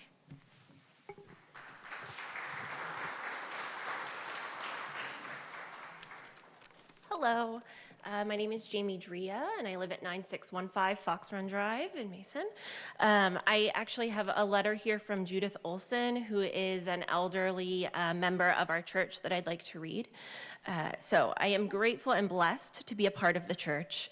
Familiar with senior communities of independent living, assisted living, and long-term care, I am concerned about current availability of assisted living facilities. They are in high demand and short supply. Vermilion Silver Birch has a fine reputation for providing outstanding assisted living facilities. They've worked carefully with the City of Mason Zoning Board to provide the facility as required. Utilizing the property available from Heritage benefits the community and provides the church next door for us to continue outreach and care for residents in the facility. I would like to be able to visit and spend time with the residents and maybe even live there someday. Mason is a community to be proud of, as is Heritage Presbyterian Church. With Thanksgiving, Judith Olson. I also wanted to mention briefly that I am also a Mason mom. I'm so grateful to the church because I have 2 7th graders that every single day walk across Tylersville to hang out with these ladies for an hour because they're in every after-school activity known to man. They're in color guard and the play and track, and so they're carrying all of their track bags and their extra equipment and all their things, and they're crossing that road every day. And I fundamentally do not believe that a relatively small assisted living facility is going to change traffic and make that intersection drastically more dangerous. Is it dangerous? Sure. Do I believe 12-year-olds can cross the road? I sure do. So that's my perspective on it. I don't think that the assisted living facility is going to impact traffic to such a drastic extent as has been mentioned here today. Thank you.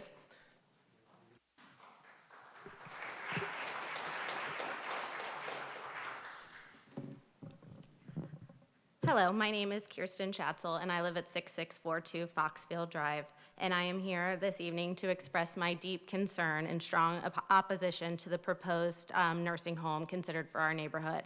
I speak not just for myself, but alongside many of my neighbors who share the same concerns. We're longtime tax-paying residents who love this community and simply want to preserve the safety, character, and livability of the place we call home. Myself, my husband, and my 4 small kids are very active within our neighborhood and our community. This development raises a number of serious issues that have yet to be fully addressed. First and foremost is safety. Our streets already see more traffic than they were designed for, not just our drives within our neighborhood with the constant morning and afternoon cut-through of both school traffic and the school buses, but Tylersville and Mason Montgomery as well. Adding daily staff shifts, delivery vehicles, emergency response calls, and visitor traffic will only make things worse. We have no sidewalks, and our children play outside regularly. This is not a hypothetical concern, it's a very real danger. Our emergency services are already under pressure, and nothing in the current plan explains how this facility will avoid adding to that strain. The environmental impact is also real. The creek that runs through our backyards used to be something you could step across. Today, it's grown to nearly 12 feet wide due to the water runoff and erosion caused by increased development.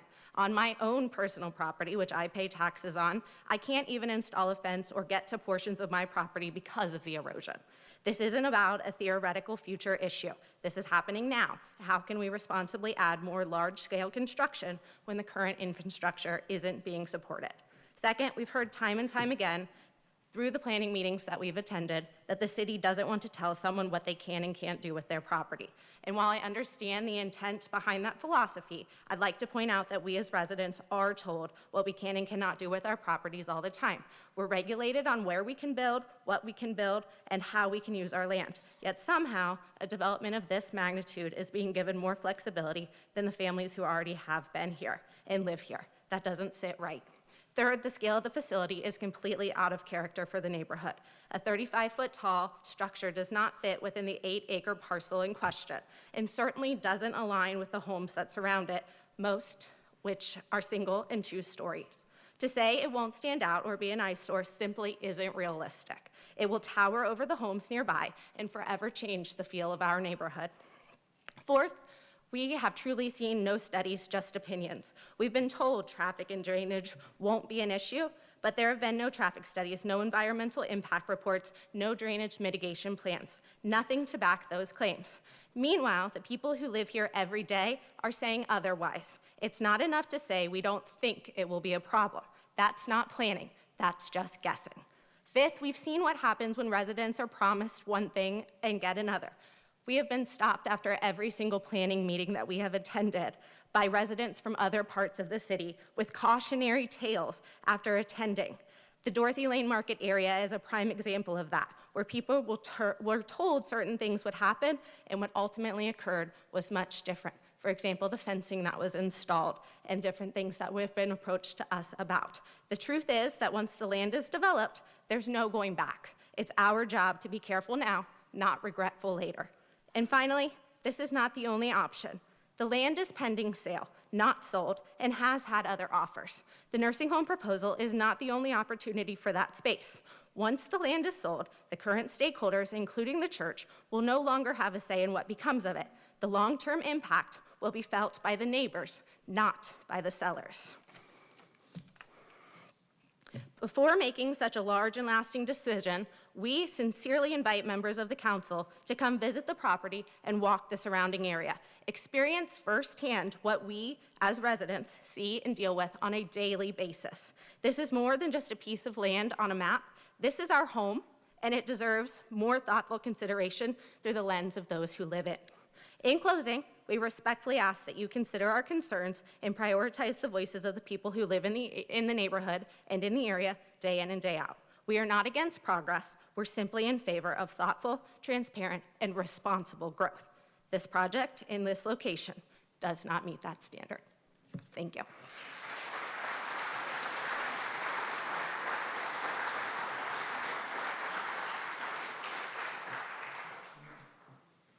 Hello, my name is Jason Kemper. I live at 6672 Foxfield Drive. I want to take a little different talk point through it, is what's going on right now. So the back of my land is the retention area for the entire neighborhood. There's 3 homes. We're not allowed to build in our backyards as we get over 9 feet of water that reside up. It comes to within 4 feet of my house. I knew that when I bought the house. I can understand that. As we said before, though, the amount of water that is already flowing through there is growing. Going back, it's about 15 years now, Village Creek, which is right over here, went through a similar thing. They have a creek right behind that street. They were told that they took care of all the water, all the new homes that were being built over. They were being built over there was not going to address any water there. All of the homes on that street flooded. The city of Mason had to pay to, first of all, not only fix the homes, they also had to put these huge, really ugly water gates inside of their basements. My sister had one of them. Yeah, they were told that all the studies were done, and it still happened. Also, on any given day, I have to spend at least 15 to 20 minutes cleaning trash up because of the way that if they're gonna have dumpsters, they're gonna have trash, it's going to escape. Everyone tries their best. All of our neighborhood tries their best. We all try to keep everything secure. It doesn't happen. I spend so much time picking up trash because of the gully there. I have to spend all of my time collecting everyone else's trash, which is, we're gonna have more of it now. You're gonna have additional trash. And I currently know that I get stuff from the church because I see stuff with the church's name on it that is over in my yard, collects right against the drain pipes that go into the creek. So my concern is, again, is a lot of it is I'm not against progress. I would like to see the studies. I want to prove that my house is not going to be flooded because of something, or that we're not going to have the additional traffic. If that is the case, I think there's a conversation. Also, at this meeting, I believe it was the January meeting when the first reading was going to be read for the previous proposal.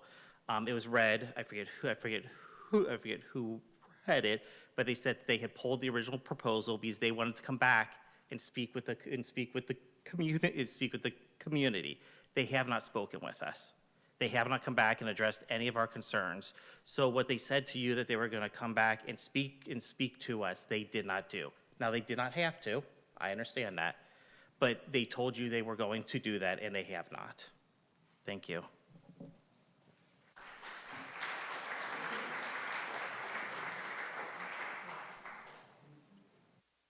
Hi, Christine Breitenbach, 6560 Bluegrass Way. I live in Lexington Park, which is across the way from Heritage Presbyterian Church. I'm a longtime resident of Mason. I am in my third house. I've been here over 35 years, and I have been a real estate professional in our community for over 23. I have loved experiencing Mason's growth and the development of our community. More and more, though, I am developing concerns about the changes, the direction, and the choices being made, especially by our city and our elected officials. I'm concerned about the future, and I am concerned about what is happening specifically in our corner of the world. Originally, I was going to talk this evening about how a nursing home put in the proposed location affects property values. Trust me, I did a lot of research. I could give you a lot of facts. Not going to do that. Yes, home prices and the saleability of the homes will be affected. Common sense alone will tell you that when given a choice of purchasing a house that backs up to a 3-story business, or one that backs up to another residential home, or one that backs up to a park, common sense, which one is a buyer going to buy? I see it consistently. Do you know what one of the most desirable buildings to have a negative effect on a property is? A hospital.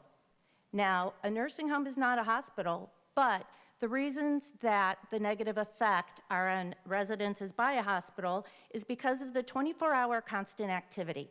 Now, there will be, if there's only 13 cars coming in and out between 7 and 9, it means that there's constant traffic.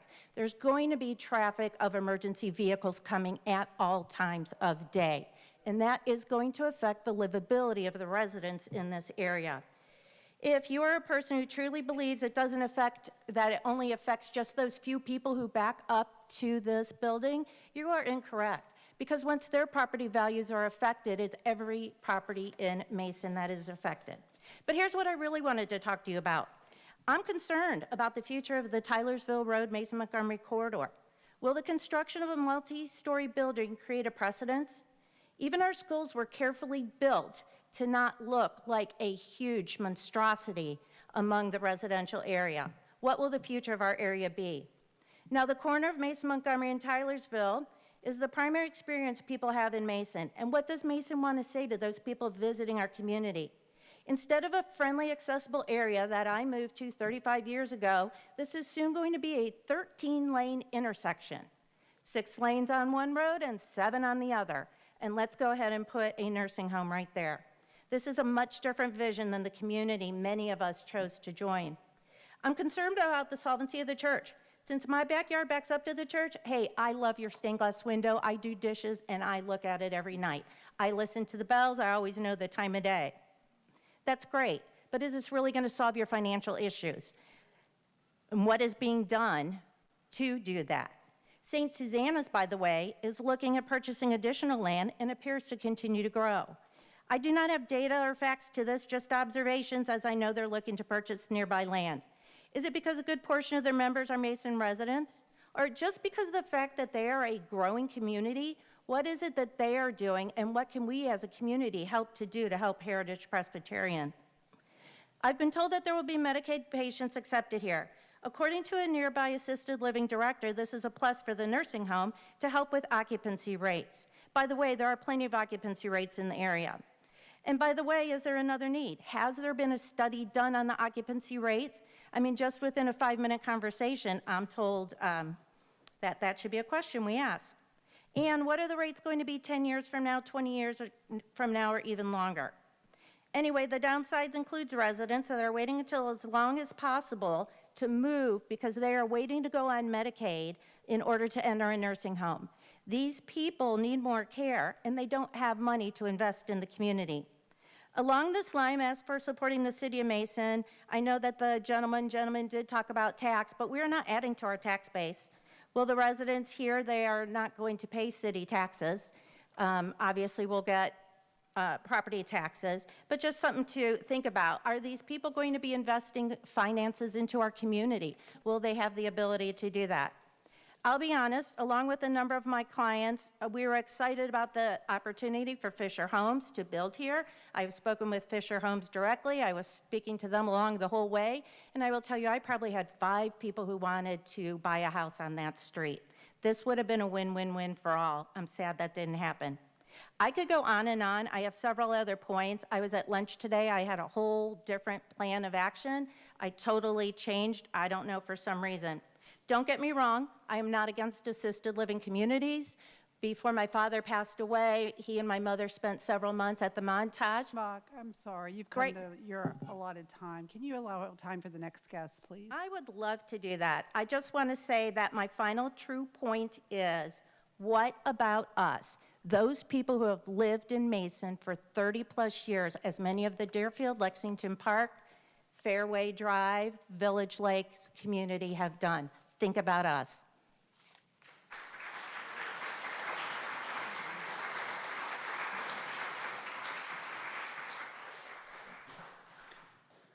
So I'll be brief, but my name is Mike Silverman. I'm at 6610 Foxfield Drive. The water is a concern to me. I agree with everything the neighbors have spoke about earlier. I saw when we were going through the map that was presented by the developer that the northeast side of the property there was going to be a retention basin. There is one on the southeast side of that property, not necessarily on the church's land, and that drains under Foxfield Drive through my side yard into the creek behind my house. And what I want to do is ensure that as we go through tonight, whatever decision happens, I don't want to be blindsided by the fact that plans change and then all of a sudden all this water is going through my backyard into my creek. I have some photos that I brought that I'm going to provide council. They've seen them at the Planning Commission, where you can see what the creek used to look like when you could step over the creek. Now you can see what it looks like when it's 8 feet deep after heavy rains and you can't cross that. It's probably 10 to 12 feet wide. That is a concern. I have an 11-year-old and a 7-year-old. We live next to a number of kids that butt up against that creek as well. My 11-year-old will not cross Tylersville Road. I don't trust that. And it's not that I don't trust my son, I don't trust the other drivers. If you stand at the end of our street and you stand there for 20 minutes, I'm sure you'll see 1 or 2 people in that time frame run that red light. It happens on a daily basis. I'm not concerned about my son, I'm concerned about the other drivers in that particular location. So what I wanted to do was reemphasize the fact that I don't want I'm encouraging you not to make a blind decision. I'm encouraging you all to come out, take a look at the property, walk it with us, see our concerns visually. Take a look at the creek. We've contacted the city about the creek in the past. Willow stakes were brought out. We've got a bunch of draining coming from the Hope Church runoff, from Dorothy Lane. The willow stakes have not survived. It gets dry, they're dead. It's not keeping that creek bank together, and I'm the one who's responsible for cutting down the trees and getting them out of the creek as that bank continues to erode. So I'd really encourage all of you to please come out, take us up on our offer, and come out and take a look at the creek. We'd be happy to walk you through, and just you can see our concerns. So outside of that, the safety in the neighborhood, the sidewalks, we have no sidewalks. Maybe there's a plan to get sidewalks in the neighborhood. Maybe that's a reasonable offer as well. But I want to share these photos with the city. The last thing I want to say is, if we're going to keep the water on that church property, my wife and I run around Mason on a daily basis, and we run that sidewalk on Tylersville Road right up against the church property. There's already drainage issues on that property. In the heat of summer, there is water spilling over that sidewalk at all times into the lane between, or the area between the sidewalk and Tylersville Road. So is the answer to get it in that northeast retention basin and then throw it in across Tylersville Road to the creek at 4800 Tylersville Road, where there's a couple houses, and that creek, there's already been a number of concerns with that creek in the past with the flooding that goes on there after heavy rains. So I don't know if that's the right option, but what I want to make sure is that whatever happens, I want to make sure that we stay engaged, and we're notified as to how we can stay engaged to ensure that the concerns of the drainage going into that creek on the east side of Foxfield Drive is not an option, or an option where it mitigates or reduces any of the existing drainage. Thank you.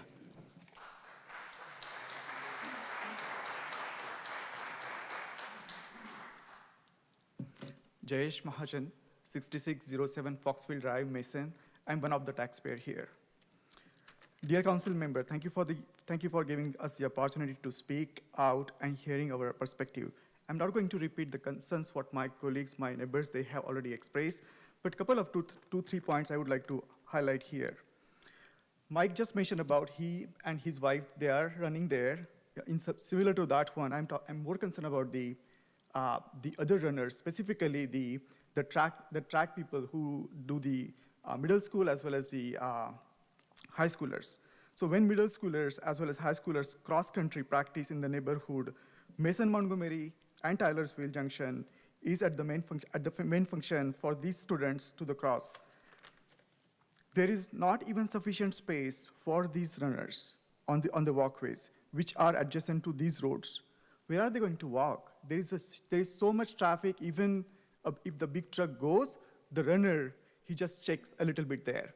I know there are many residents in our neighborhood, they observe that. Even the walkers from the Village Lake or even further, Village Lake South, Village Lake North, they started taking the routes from the Foxfield Drive because they do not want to walk from the church, because one of the issues is the drainage.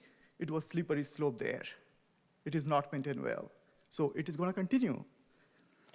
Another thing, I don't think it is discussed earlier, emergency vehicles to the assisted living. Since this facility is for the assisted living, just imagine that one of the senior citizens living in the assisted living will need emergency services during the peak traffic hours. The middle schoolers are walking to and from the school, and the new drivers of high schoolers are driving to and from the school as well. So middle schoolers as well as the high schoolers, they are excited to drive, right? So they are going through our neighborhood as well as they are taking Mason Montgomery Road. We want their safety. This will create significant risks to the school kids and also the potential delays in getting the emergency services to the assisted living people as well. Who will take the responsibility if any mishap happens in future, either with the people at the assisted living because of the delay, because of the traffic, or by forget if it is something related to the student of Mason Middle School or the high school. Somebody says they are going to build the trees, they're going to plant the trees. Yes, that's fantastic. How about in fall as well as winter? October, November, December, January, February, March, there won't be any leaves on the tree. Somebody from the assisted living, they're going to directly look at our houses in the back. There is no privacy for that one. Trees, fantastic. Just imagine when I walked into this conference room, there was such beautiful sunlight outside, okay? Just imagine somebody's building a tall building, three-story, just 100 feet away from that particular door. How would that look? I was just coming here, and my son said, he's 12 years old. He's excited to get into middle school. And him, Mike's son, Millie's son, okay, they are buddies. They are like, Dad, we want to walk to school next year. He grew up seeing his sister, elder sister, went to middle school 3 years ago. It was safe. Am I allowing him to go now by walk to middle school? As Andy said, I don't think I can do that. Again, it is not, he cannot follow the rules. He will definitely follow the rules. How about the people coming?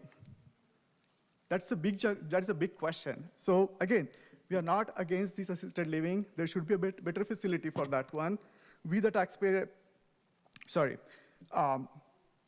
again, another thing is I'm not even speaking here about the other significant issues about the projects, what my colleagues, they spoke. But we, the taxpayer of Mason, urge you to help the neighbors of this area, keeping this area purely risk-free and the single-family residential house. Thank you.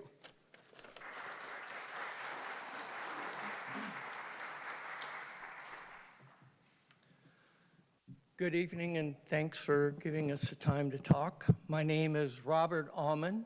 I currently live at 7300 East Aracoma Drive in Cincinnati. I moved with my family to Mason in 1957. It was 3,800 people that lived here. So I have seen quite a bit of progress or change. In fact, I rode my horse in the land that is now Foxfield Drive. So I just want to point out that a lot of the conversation I've heard over the last several meetings are very real concerns, but they're not really the topic of tonight.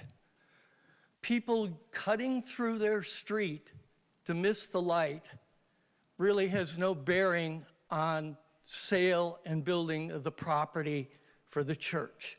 It is a concern because I've lived in 5 houses in Mason. None of them had sidewalks. In fact, I don't have a sidewalk now. And so you are in the street.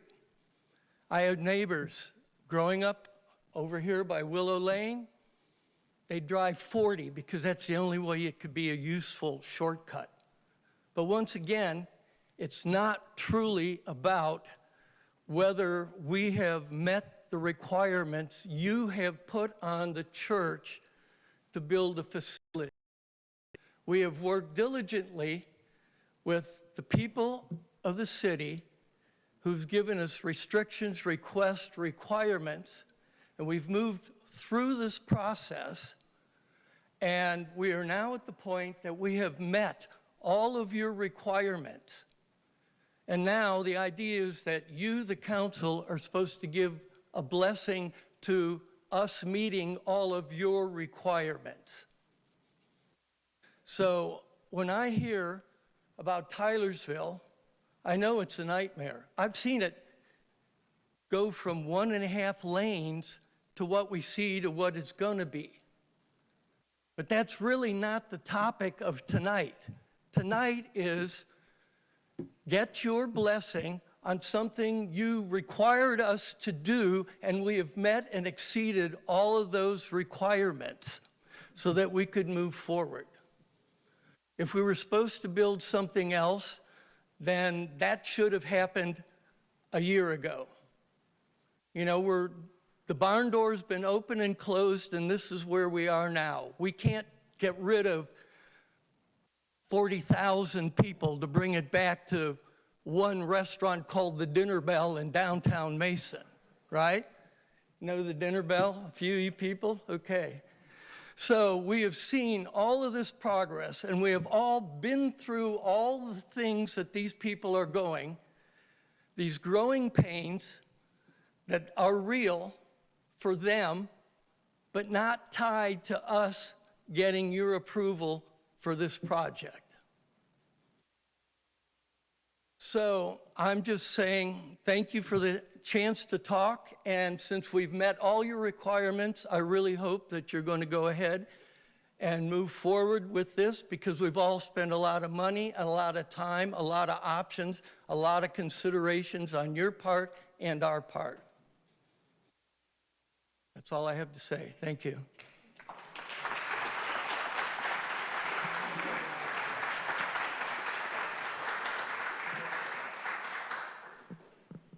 Okay, if we can, because it is kind of, it is taking a while, we do have another public hearing after this. So if you're going to come to the podium, if you can just maybe say something that hasn't already been said, just to be able to save time and to move forward with the meeting. Okay, I'll try to do that. My name is Roger Brood. We moved to Mason in '77. We now live in Kings Mills, but we're still part of the greater Mason. I have been a member of Heritage Presbyterian Church since '78. I have been on the mission committee for probably 25 years now. I was disappointed at first when we couldn't arrive at a solution with individual homes on the property. That was a big disappointment.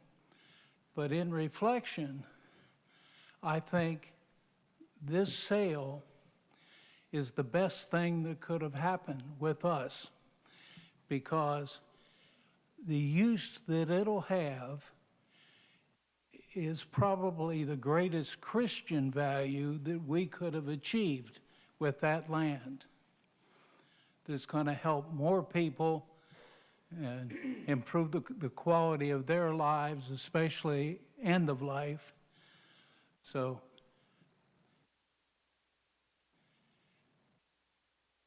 the other thing, I've heard people keep talking about how big these buildings are going to be and how they're going to stand out. And I don't see that. They will not tower over our church. Our church is physically taller than they will be. And I think it's going to look kind of like a campus. And we hope that it operates kind of like that. I know we're having lots of discussions on how we can expand the services and for senior citizens and make them feel more welcome. So that's all. Thank you.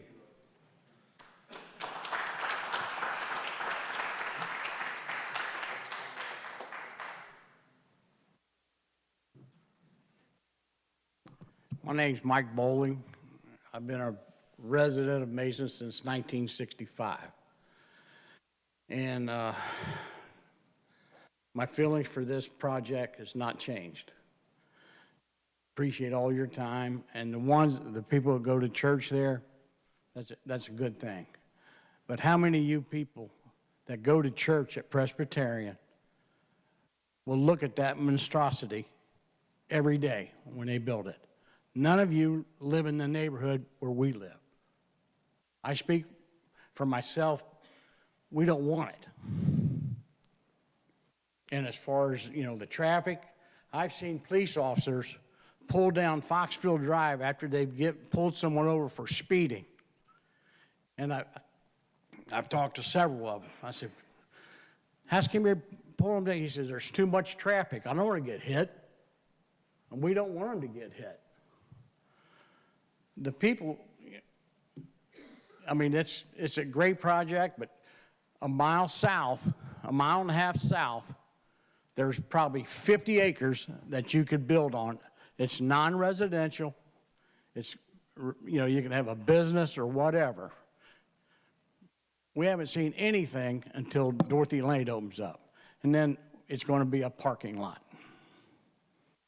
You know, that's just the way it is. And I'm sorry if I hurt your feelings, but that's just part of it. All right, thanks.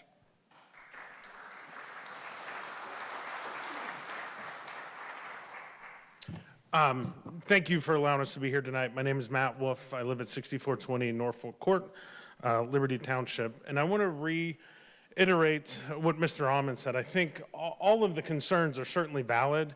We hear them. But our understanding was the conditional use is a permitted use, right? That's what we're really here to discuss tonight and kind of go over. And I think, I thought, they've done a great job conveying that we have met all of these stipulations for conditional use. So I just want that to be top of mind. I know we've got differing opinions, and that's okay, and we're respectful of that. But the way I understood it is, again, conditional use, which we've met, is permitted use. So I just want to make sure we're clear on that.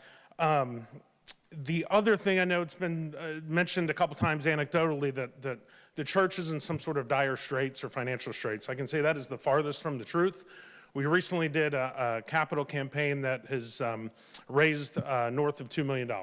So this is not because we have to, but certainly once the offer, and as Roger alluded to, the Christianity piece of it became pretty compelling to us to partner with Silver Birch. So I just want to make sure those points are hit, and certainly that the conditional use is what we're here to discuss. We've hit it, we've met it. That is a permitted use under the code as it is written. I'm not sure what else we can do there. So thank you for your time. Okay, thank you. I am going to close the public hearing at 9:08. And now I need a motion to adopt. So moved. Second. All in favor? Yes. Okay, roll call, please. I'm sorry, council discussion. Yeah, Mayor. Yes. Well, first of all, thank you, both sides, standing up and expressing your opinion. Because we sit up here as elected officials, and I understand from Heritage Presbyterian side, and I understand from the resident side. And there's been precedent, I forget the gentleman's name that stood up. I think, especially from the Heritage Presbyterian side and the neighbors, we want to be good neighbors. And I sit up here and I get conditional use, and it does. It checks every one of those boxes. But there's been precedent, I think it was over off Mason Road, to where the gentleman said, I would like to see the studies. I would like to walk the land. I would like to come out and meet with the Heritage Presbyterian Church and see what the concerns were addressed. And because I've seen it happen a dozen times here on council, to where when we have, normally there's 2 or 3 people out here, to where we are packed. And I appreciate that. And I appreciate the opinions, again, from both sides. But I think for us, I don't see these issues as black and white. And I know we have to sometimes when it comes to meeting the conditional use. And I hear all of you guys say that you're not against an assisted living home. Because I think, I don't know how I live in downtown Mason. People probably think I'm crazy because I built a house right in downtown Mason, and I abut my neighbors, and I'm pretty close. So for me, I think to do due diligence and be prudent and to understand where the concerns, how they were addressed. Because in January, brought up to us, and they pulled them, went back and said, we're going to the drawing board. I want to learn more of those. I want to learn what did that look like? What were some of the concerns? And see how they were addressed. And I want to see the studies, because to me, if those studies were adhered to, if the folks that expressed the concerns that you had were addressed, then it's our responsibility to allow this, because it has addressed every one of the conditional uses. And again, We've done it on, I just think, a couple years ago on Mason Road. And so from my humble opinion, I don't know how anyone else feels, I would like to table this to see if I can understand and learn more from both sides as to what that looked like. So I would like to make a motion to table this to truly understand, because it has gone through Planning Commission, and we have seen some of the opinions on both sides. But, you know, I drive by it all the time. You know, this picture is very compelling to me. What are we going to do to address some of those concerns?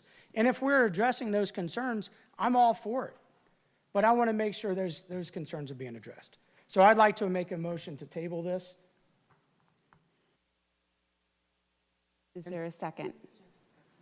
Jeff, is Well, I'll that? see if there's a second. I'll second it. Okay. I just want to point out, it's well within council's ability to table the vote on an ordinance, but the public hearing is closed. So you can't accept any additional evidence related to what's before you, because you just closed the public hearing. You can table it and vote on it at the next meeting. But Mayor, can I just? Yes. Well, if we tabled it, why couldn't we have like a work session to where we could go through this information that Ashley or Vice Mayor Chance is talking about, he would like to have and to get clarity on, so that we can come back and have a vote on it? Could we not have a work session to go over the information a little bit? You've closed the public Specifically. hearing, so you cannot accept any more evidence related to this matter. Your decision has to be based on the application, the reports, and what you've heard tonight at the public hearing.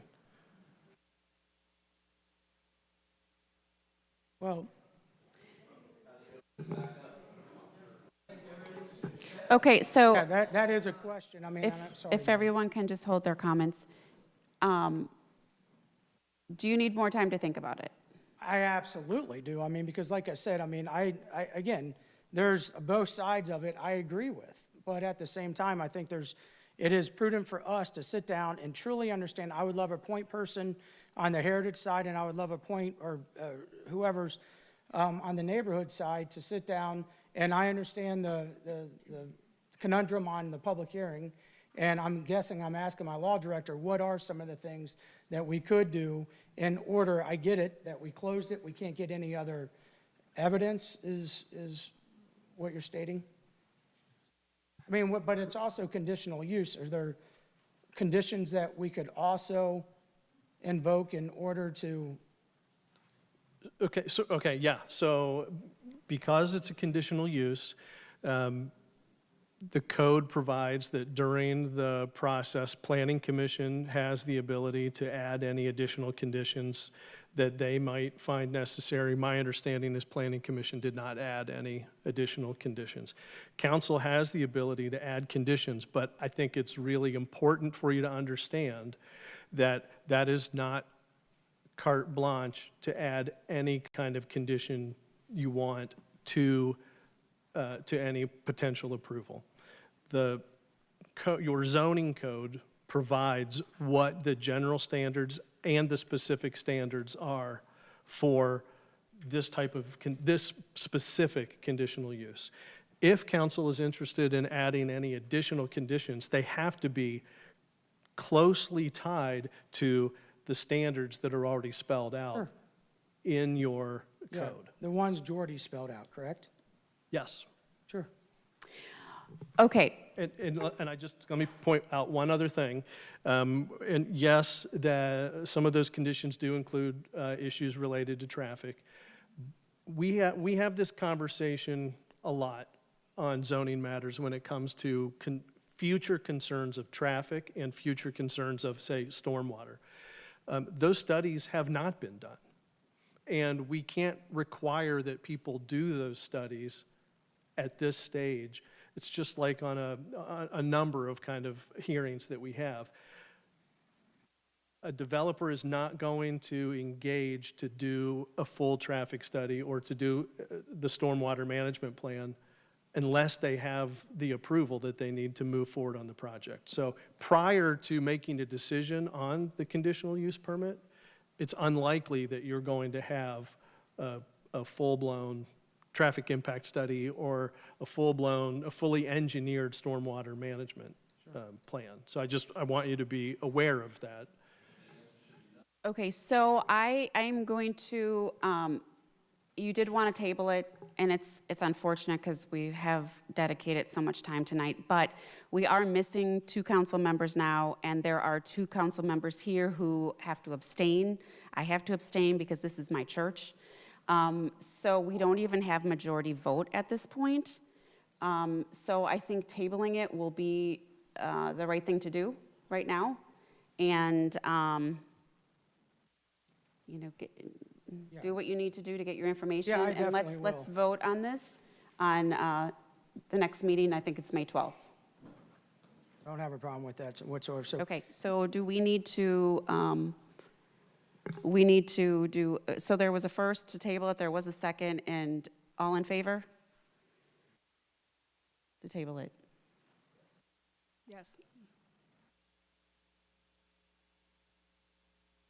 Okay, so it will be tabled until the November 12th meeting, but I'm sorry.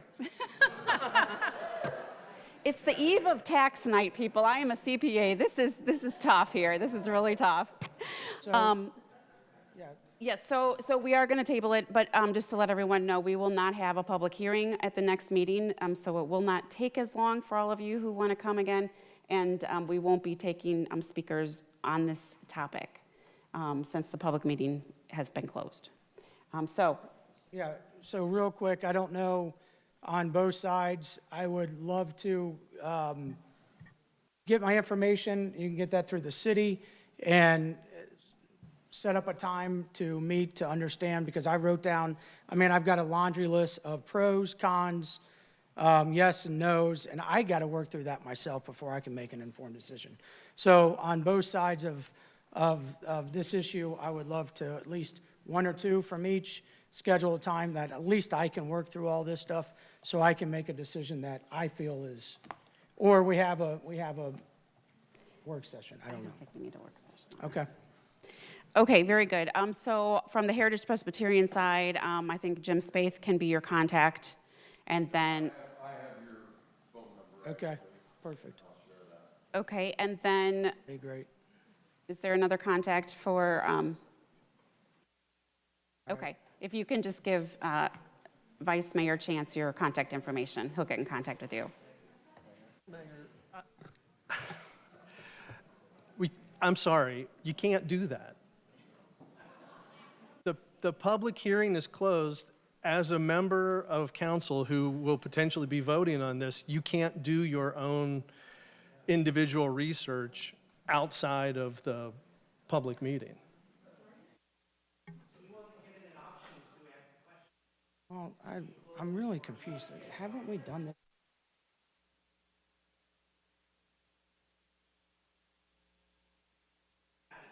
Yes. That is how it usually works, public hearings work. Yes, we close the public hearing after hearing from all of the residents, and then. Okay, you got to stop, because no one can hear anything you're saying if you're not at the microphone.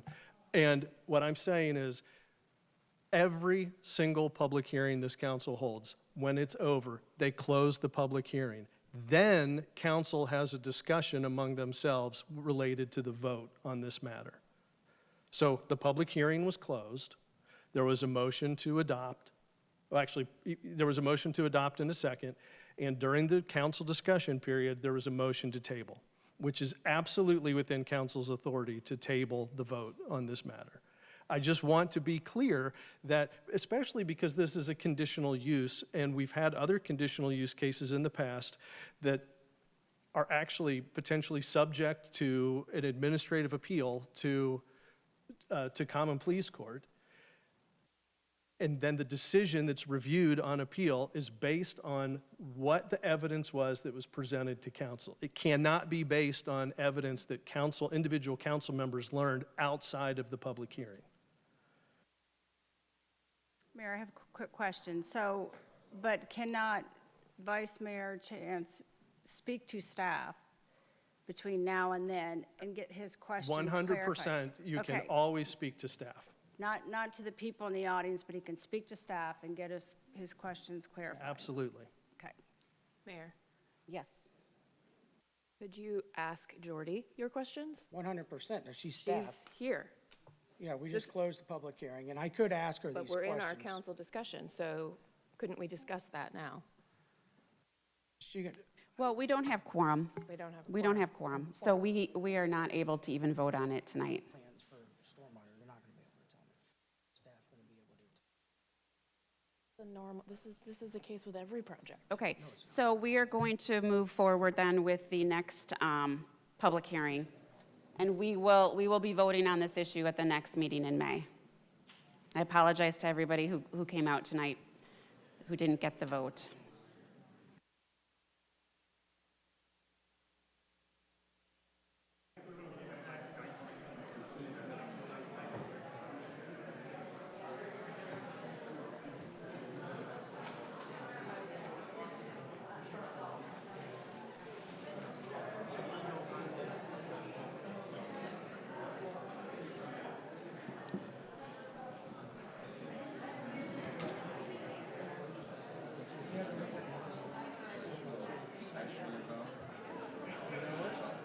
I tell council members they're always free to talk to their constituents.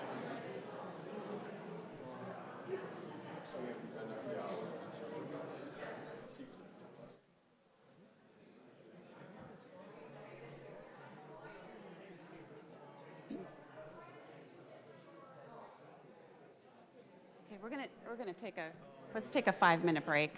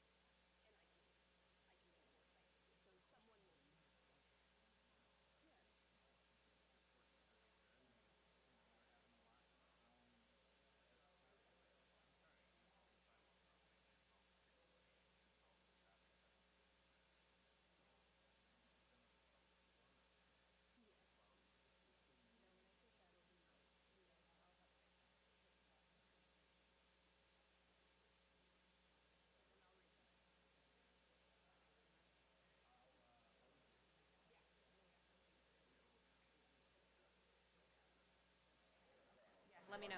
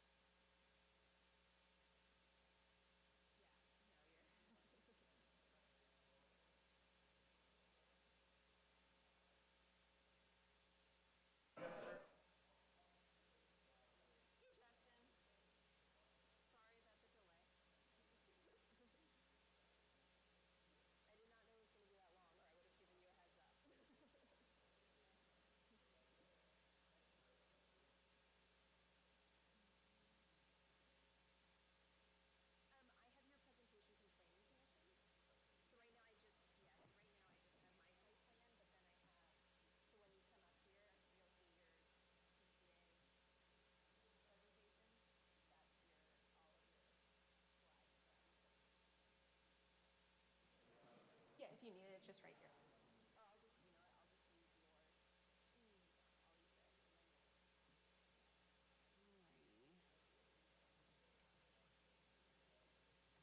Okay, we are on to ordinance 2025-24. This is another public hearing. I need a motion to read by title only. So moved. Second. All in favor? Yes. Yes. Any opposed? Approval of a conditional use permit to allow 2 residential units in a B1 zoned building at 216 Kings Mills Road. Okay, Jordy? Thank you. So I know we just did this, but as a refresher, all we are talking about are the conditional use standards this evening. We are not talking about the site plan or building elevations or anything like that. If this was to be approved, that would come at a later date. So this property is 216 Kings Mills Roads. It's right across from Pine Hill Park. And it did receive conditional use approval last year. There's an existing building on the site. So that's the sort of pink building on the front there, the existing building. It is being renovated as commercial on the first floor, and then it received conditional use approval for a residential unit above. This property is zoned B1, which is our central business district zoning, and residential not on the first floor, so second floor and above is a conditionally permitted use. So the applicant is back tonight for what they've sort of called phase 2. That's the blue addition to the existing building expansion that would have commercial on the first floor, and then they are proposing 2 additional residential units on the second and third floor. So going through the conditional use standards, there are no specific conditional use standards for the residential and B1, so it's just those general standards. So the first one is this a permitted conditional use in the district for which it is proposed? Yes, residential not on the first floor is a conditionally permitted use. Is it in accordance with the general objectives of the comprehensive plan and the zoning ordinance? Yes, our comprehensive plan calls for additional and higher density development in downtown. While this is not directly in the Mason Mile, it is zoned central business district and it's a less than a mile walk to downtown. Will the property be designed, constructed, operated, and maintained so as to be harmonious and appropriate in appearance with the existing or intended character of the general vicinity? The applicant is currently renovating the existing building, and with Phase 2, he is proposing these same uses as the existing building. The existing building did sit vacant for many years, was an eyesore on surrounding property owners. And renovating the existing building and building the addition will only improve the appearance for the neighborhood and the community. Will it be hazardous or disturbing to existing or future neighboring uses? No, it's currently approved for commercial and residential. 2 additional residential uses would not change the existing conditions for neighboring uses. Will it be served adequately by essential public facilities and services? Yes, there are existing public facilities and services to support the site. Will it not create excessive additional requirements at public cost on public facilities and services? No, the applicant is doing all the on-site work and there are public services to the site. It will not involve uses, activities, processes, materials, equipment, and conditions or operation that would cause extensive traffic, noise, smoke, fumes, glare, or odors. No commercial uses, and then 2 additional residential uses would not cause any of those additional issues. During Planning Commission, some of the residents did bring up concerns about traffic. 2 residential uses would not increase traffic enough to cause significant traffic concerns, but that is something that would be discussed at a future date if the conditional use was approved and they came back to Planning Commission for a site plan. Then any vehicular approaches will be designed so as not to create interference with traffic on the surrounding thoroughfares. The currently approved plan for the existing building actually shows the driveway on the west side of the property, so closer to the curve and the bend of Kings Mills. The plan that's in front of us tonight shows them moving that driveway to the east side of the property, further away from that bend in Kings Mills, improving the access to the site. And then lastly, will it result in destruction, loss, or damage of a natural, scenic, or historic feature? No, it won't. They're keeping that buffering at the rear of the site, and the existing property is already developed. So because of that, staff did recommend approval of the conditional use for the 2 additional residential units at Planning Commission, and then Planning Commission recommended approval to City Council, and Ordinance 2025-24 is recommended for approval. I'm available for any questions. All right, does anyone have any questions? I do. Can you point with the mouse pointer or whatever where the driveway currently is? You said it's Yeah, so where these sort of 3 trees are on the west side, so the current approved plan doesn't have the building addition, so pretend the blue isn't here. So the driveway's on that west side, coming back and looping into the parking lot at the back. Okay. And if they were to build this building addition, they were proposing to do a shared driveway with that property to the right and have it come in on the east and loop around the back that way. Is that amenable to the property owner on the right? So that's not something that's really discussed at the conditional use stage, but our engineering department had made it clear to the applicant that for that driveway to work, it would have to be a shared driveway, and there would need to be a written agreement stating that between both property owners. And our engineering department's made that clear to the property owner, and he is in discussions with that neighboring property owner. But if this, I'm not saying it will be, but hypothetically, if the conditional use was approved tonight, that would be something that we discuss at Planning Commission, and we as staff wouldn't recommend approval of the site plan unless that agreement was in place. Okay, any other council members have any questions for Jordy? No? Okay, I'd like to open up the public hearing at 9:39. If you'd like to take the podium to speak, you can do so. You have 5 minutes, and if you could just say your name and address.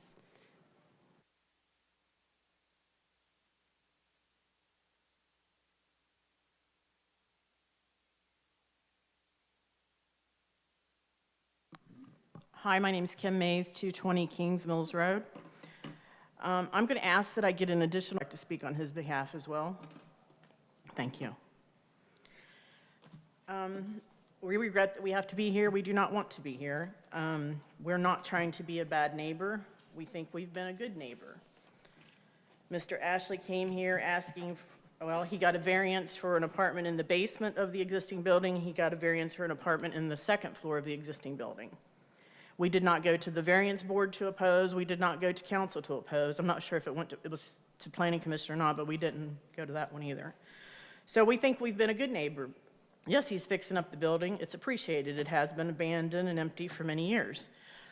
Let me get to my notes here, sorry.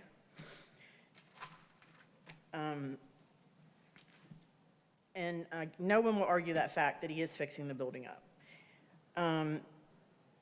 We are here, though, to oppose what he's wanting to do with this new addition. It's being called an addition, which we think is unfair because this is a totally new structure, and it's only being attached by a wooden stairway, supposedly. So real quick, everybody's going over their history. My husband's been here since 1960. He's been in Mason 65 years. His mother was the first woman school administrator in Warren County. I was the first woman barber in Mason. So we have a little bit of contribution that we've made to Mason as well. When I'm talking about John's mother, she really should be recognized for as many years as she taught in the Mason School District, 65 years. It is our opinion that Mr. Ashley has had some success in renting out the current building that he is remodeling. And it is our opinion that we think he's become hungry for more, to be quite honest.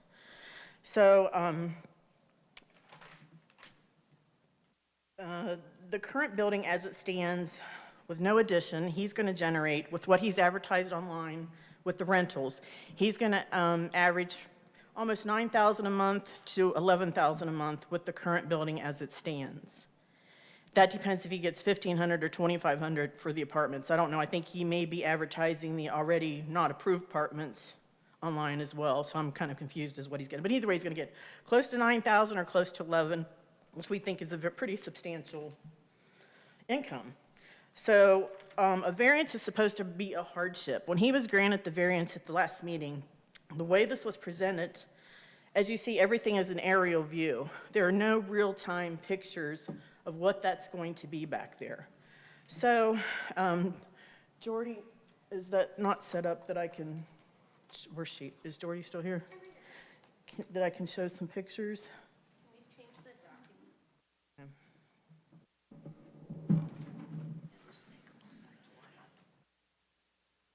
We never would have dreamt in a million years when we bought our property. We knew it was zoned commercial, but if there was going to be apartments next door. Were we in favor of the two that in the existing building? No, but we went along with it because we knew he was dealing with an existing building. This is a totally different thing with building a building knowing he's going to put apartments in it. Yeah.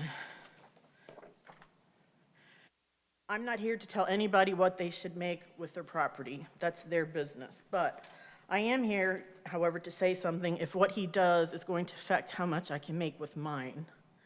We own probably, and I'm not bragging, Mayor Eves used to tell us every time he came to get his haircut, we own the prettiest piece of property in Mason, and we do. And, well, I mean, I shouldn't say we do, but it is one of the prettiest. And in our corridor, all of us there, we have probably some of the largest lots left in Mason. We're 3 acres, Mark here's 4 acres. Steve, he has big acres across the street. 7 acres across the street from us. So they probably are some of the largest lots in Mason. And it's our opinion that he is going to ruin our property values. I hold an Ohio real estate license, and I'm pretty sure it's going to hurt us.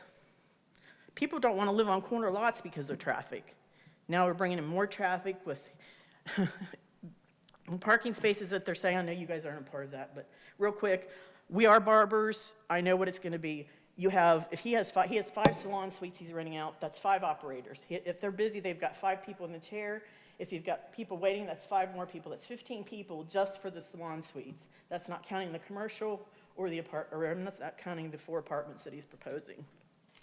I understand that on the first floor he can build commercial, and the zoning is he can have an apartment on top of the commercial.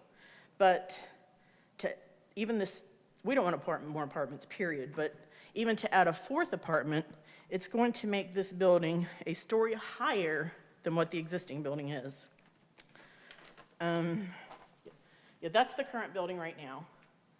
That's the front of it and a side view.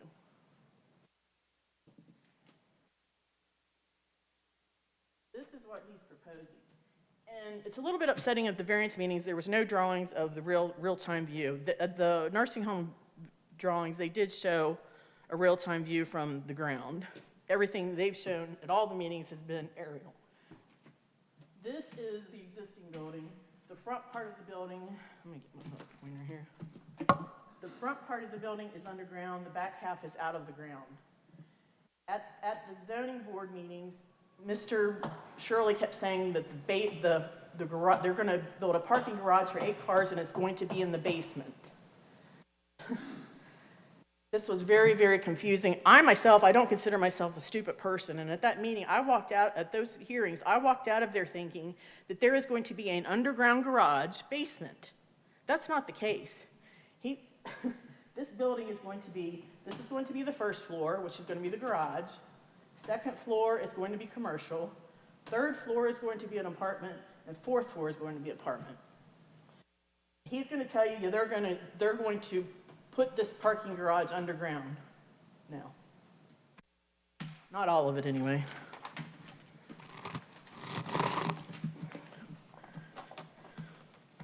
I'm going to play paper dolls here, but this isn't going to be as much fun. This is the rear of the building. Like, disregard that black part right there for right now. This is the current building. As you see, the rear is elevated out of the ground, the rear of the current building. So this new building is going to be right here, tying to the staircase supposedly. But it's going to be 4 stories versus the already, this is 3, from our view, it's 3 stories. It's not 2 stories. The front is 2 stories from the road, but from our view, it's 3 stories. So if you allow him to do this, it's now going to be 4 stories. This is now going to be what our view is. Allow him to do this. This is the garage, which is going to be level. Yeah, he may sink it down a couple feet, but the ground, this ground right here is all grade level. This is all grade level here. So this is what we're going to see, an additional building, a story higher than the already existing building. This is what he got a variance on, which I find hard to believe that we've come to 4 meetings and he still does not have an agreement with Mr. Pryor on a shared driveway. I talked to Mr. Pryor on Wednesday, and Mr. Pryor's not here. They still do not have a shared driveway agreement. So why he has been allowed to move this far and us have to come to 4 meetings when he still doesn't have approval? And it's all contingent on him getting that shared driveway. Anyways, you can see what we're going to see from our side of the property. His property abuts us. And that's another issue. There was letters sent out for the public hearing. There's neighbors across the street that did not receive a letter. There should really not even be a public hearing tonight on this because all the members were not, homeowners were not contacted. Sorry, I'm a little nervous.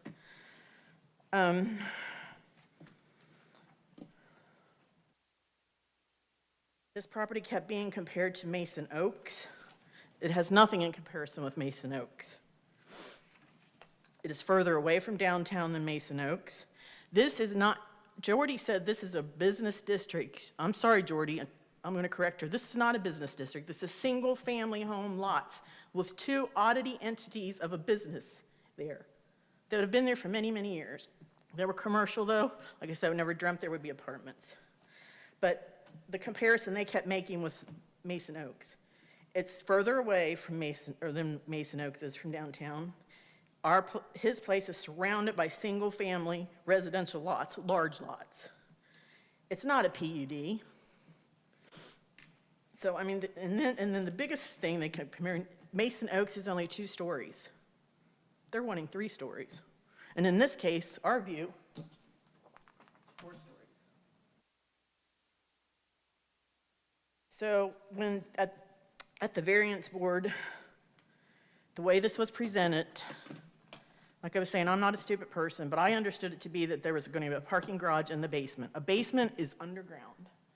Your board members at the zoning board, I spoke to one of them, Bernie Kiesling. He also, when I called him, I said, "Did you know that that building is going to be a story taller?" He said, "No, I did not." At the zoning board, there was much confusion with this. Mrs. Mays, I'm Yes. sorry, it has come to the allotted 10 minutes. Okay, well, I'm gonna ask for just a couple more minutes because me and John we attended the planning board or planning commission meeting, and I raised my hand to speak, and I was not allowed to speak. That was my First Amendment rights, that I should have been allowed to speak. I'm sorry, we have to follow the rules.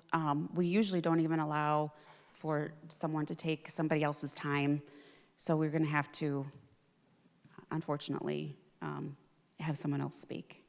Okay, that's fine. Just But we do I just- appreciate you coming up and speaking to I us. just want, if I can just end with this real quick.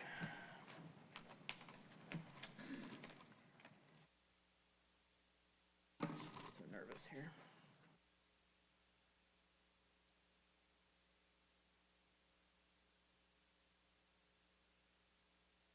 I just want to read to you what what a variance is. You need to prove a hardship and demonstrate that the variance will achieve substantial justice. He did not. Municipalities should consider whether the hardship was self-created and if the variance will be contrary to the public interest. It will be. When Jordy, in the minutes, Jordy does say that this will potentially impact the neighbors. And also, we applied for a variance for a hardship. We have a barber shop that we want to turn back to residential. I know it's a lot to say that, and I mean, you let these people speak for 3 hours and we only get 5 minutes to speak. Everybody gets 5 minutes.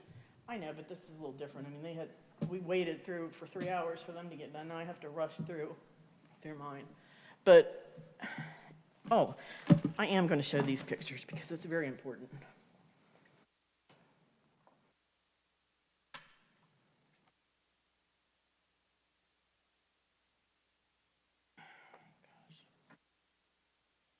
Is there anyone here that's wanting to speak this evening? Yes, okay. So we do have someone Okay, else. just now. real quick, this is it.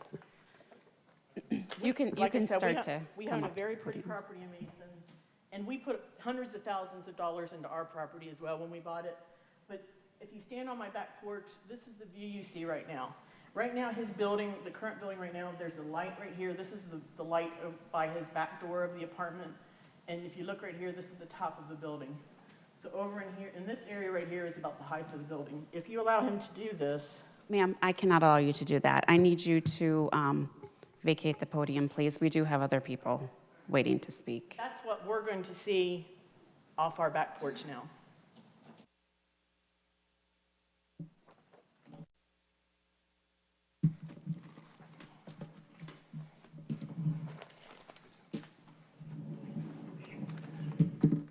My name's Mark Sumsrott. I live at 224 Kings Mills Road. I'm here with my wife, Robin. I've lived there for 31 years, some close to that. Kings Mills Road, it's a 2-lane road, residential road, single-family homes, single-story, 2-story structures, and a natural park across from the new complex here. And so I have concerns with it. One is, kind of like Kim said, these 2 commercial properties, I know some people are trying to tie it to downtown. It's not part of downtown, right? It's in a residential neighborhood across from this natural park, which is, a great asset to the city. And so these 2 kind of odd properties, right, they're not really in character with the neighborhood and the area as is. And adding, I guess I didn't realize they were adding, first, I guess, the extra building, which I don't, that, again, it's out of character with the neighborhood. And then if it's going to be 3-story, 4 stories tall, again, that's just not in character with the neighborhood and the area. And so my other concern is traffic and safety.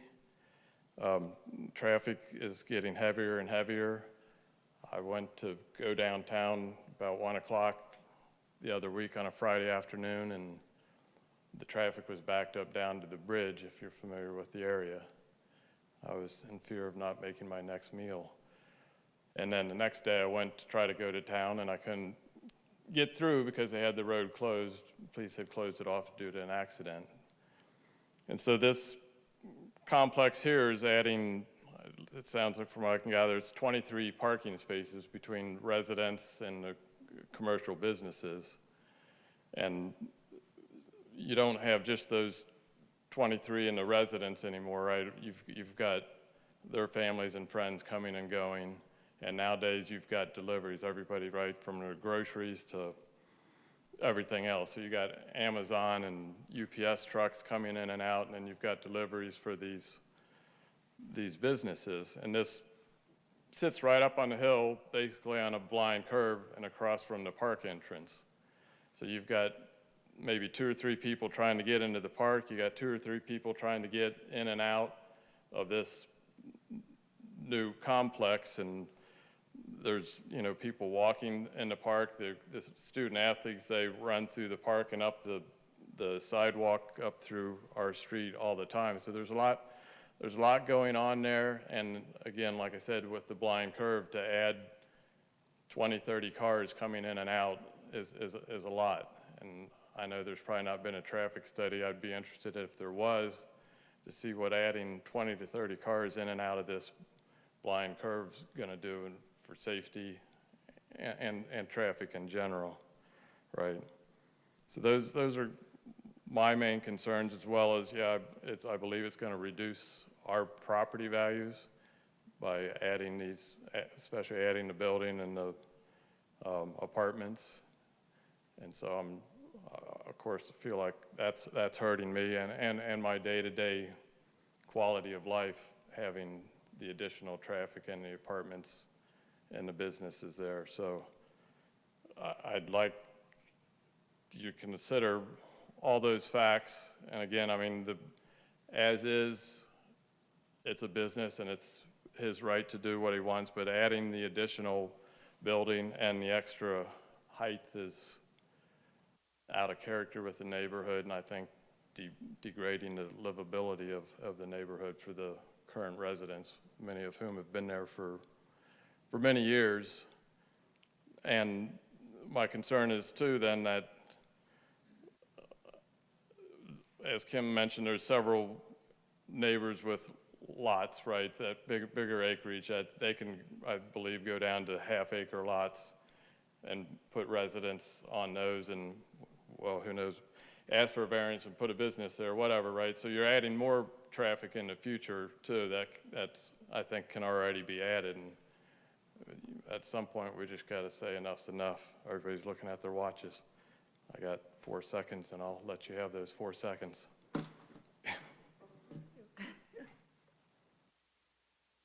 Thank you. Would anyone else like to speak? Would you?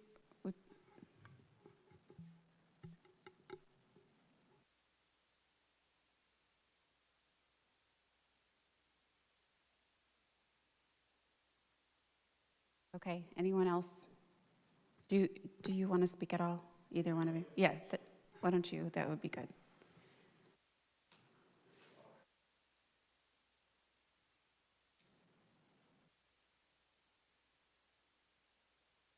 Okay. My name's Justin Stowall. I live at 2746 Ivy Farm Court in Mason. That's where I live.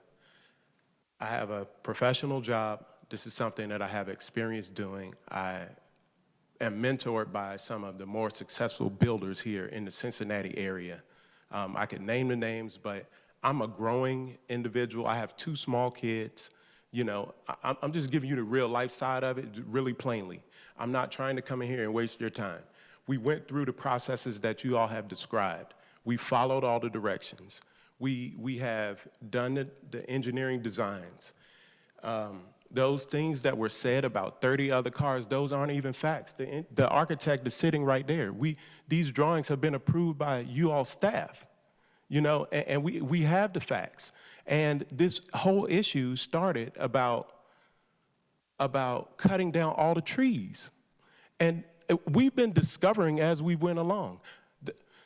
I want to point out to you that, before I go any further, I really want to ask Jordy, is this even what we're here to allowed to talk about tonight? I thought this was really about, we already have the zoning board of approvals. They've approved having an additional residential unit. We're allowed to have a total of 3. We have 2 apartments in the existing building. You mind bringing can someone put it up on the screen? She said all these things, so I have to respond to them. How much more time do I have? Okay, this one. Because I'm trying to make it really plain, like just go through the facts. We've done all the engineering without just taking up all your time. We've done all the engineering. It gets approved. It gets inspected. She said it was about trees. We've measured. We hired engineers, civil engineers, different types of engineers. We've done all those things. This is a lot smaller project, nothing compared to what we were talking about earlier. And if this is going to go on, it's the same people. When I look at the addresses, some of the names aren't even the same of the requirements that you all have to send out for who has to be informed. I'm like, it's something else that she said it was about trees. I offered. She was very disrespectful to me the entire time. I tried to talk to Miss Mays. She called me Mr. Ashley. If she really knew me, she would know that's not even my name. She didn't take the opportunity to get to know me. And I have tried to talk to her. She's engaged in text messages with me, said things that aren't true.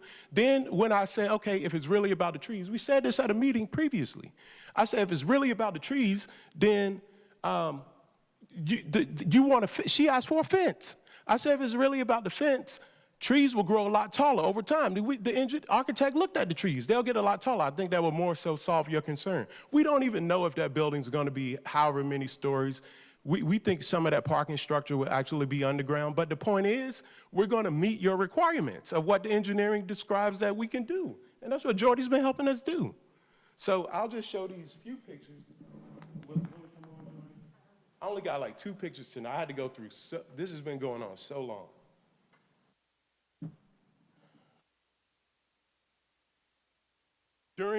She'll say the things that I have aren't true. That she will. I'm just letting you know right now. She said that the issue was about trees. We described it's wintertime. No one has any greenery right now.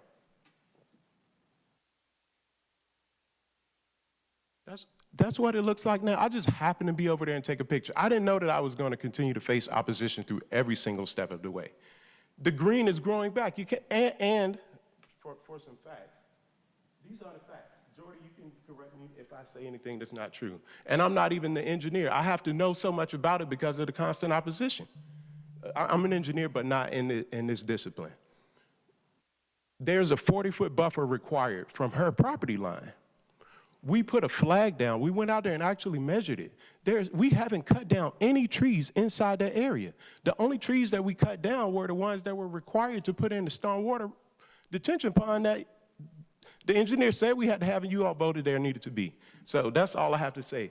I don't even think Paul needs to talk, but I like to progress this on. If it's going to continue to be a problem, I invest in Cincinnati, Butler County, different areas.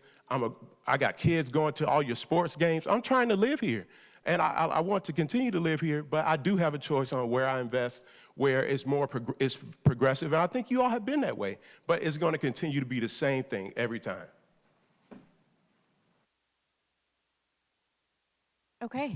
Mayor, before you close it, can I ask a question of Jordy? Yes. Well, hold on one second.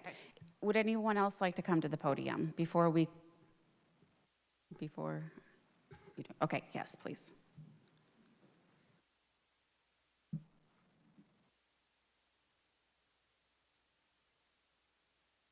I'm Paul Shirley, 10449 Gateway Drive, Cincinnati 45242. I would actually like to offer an opportunity for you, Ms. Mayor, to say or re-say what you had said at the last meeting that you had intended for Justin to hear, but Justin wasn't at the meeting. And I hope you can recall those comments. Well, I do believe it was thank you for investing in our community. It is important. Investment in the community is important.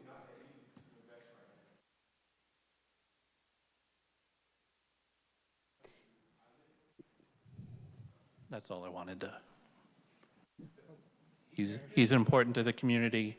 He deserves to be heard just as much as everybody else. Thank you. Thank you. Sure, if you have drawings, you can. And the council member Spaeth.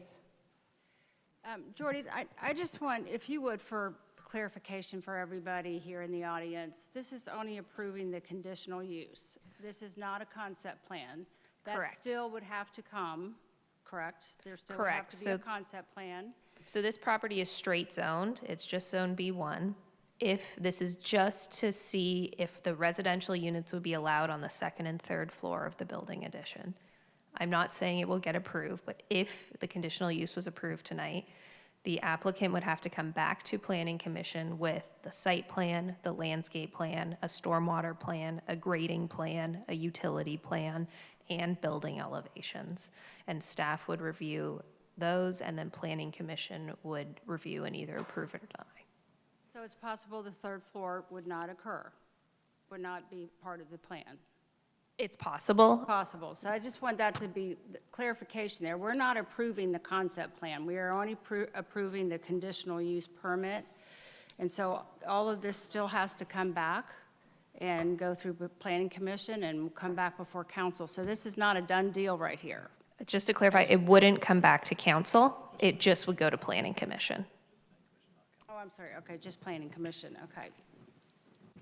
I just want everyone to be, have clarification on that. Okay.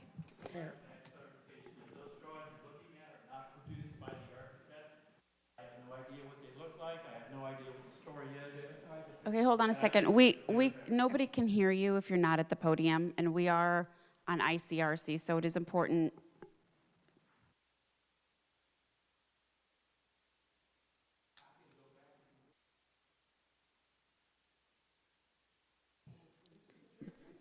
Okay. You're saying that these are not accurate pictures? Is that what you're saying? To state for the record, those are not drawings that were produced by the architect. They're not. Okay. I have no idea what those look like. She's a realtor, she's a barber, and now she's claiming to be an architect. Enough. Okay, I think we're good. Does anyone else want to come to the podium and speak? I hope you can understand me, but I'm tired of his bad mouthing. I've had enough Okay, of hold that. on one second. I'm sorry.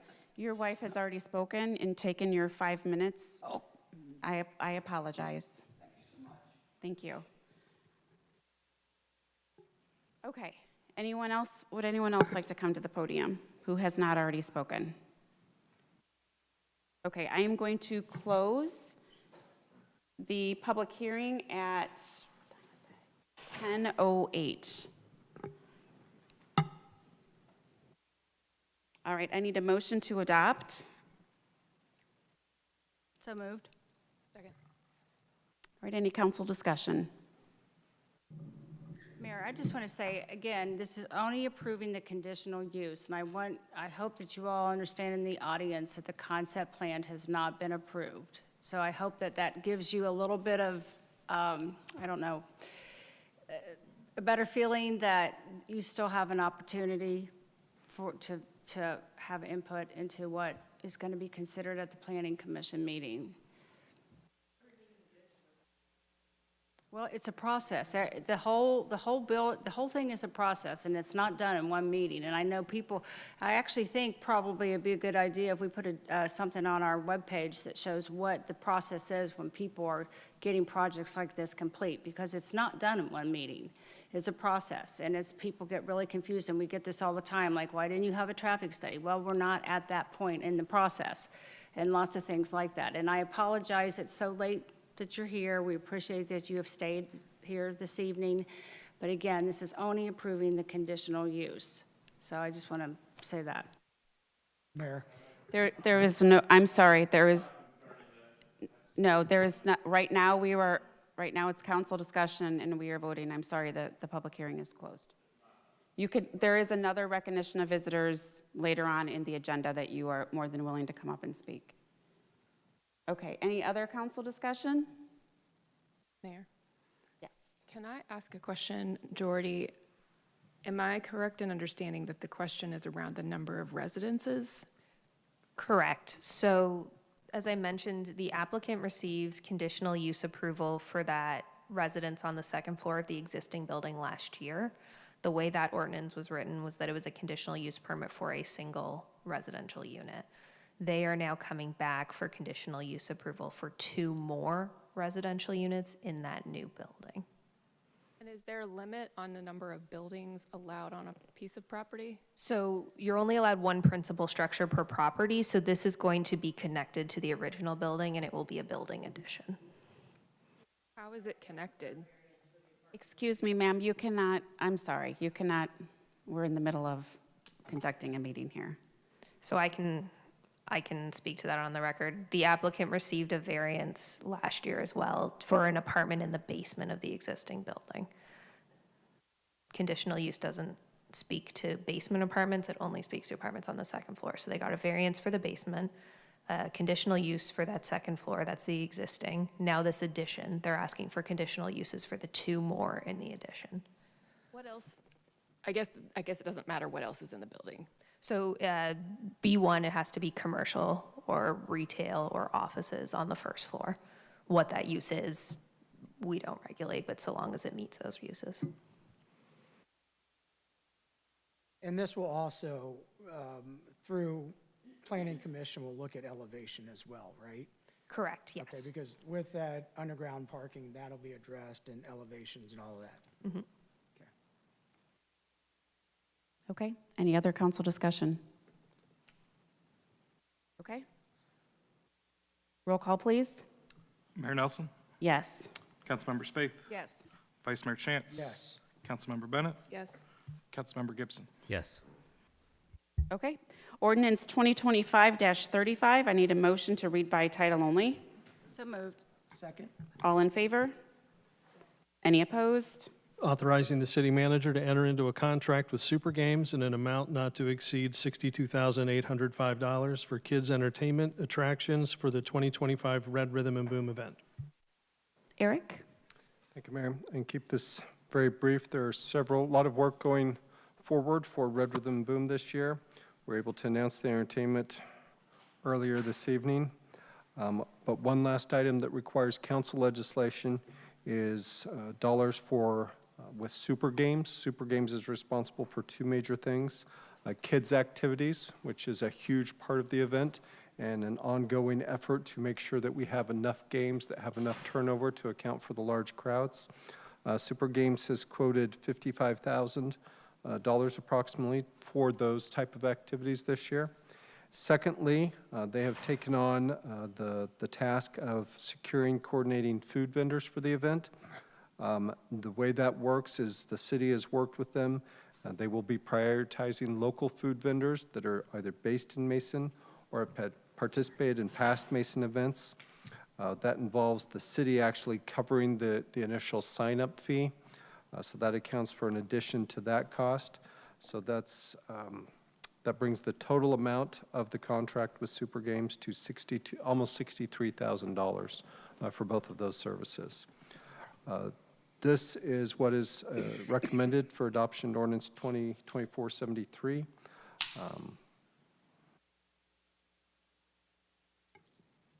I'm sorry, Ordinance 2025-35.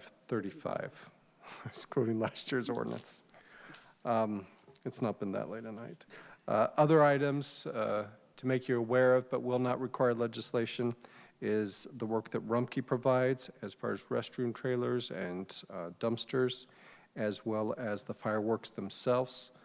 There will be a 20-minute fireworks display and a 10 to 12-minute drone light show.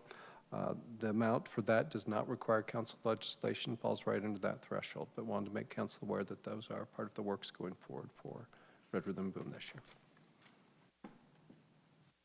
Okay, I need a motion to suspend the rule and allow for adoption after the first reading. So moved. Second? All in favor? Yes. Yes. Any opposed? I need a motion to adopt. So moved. Second.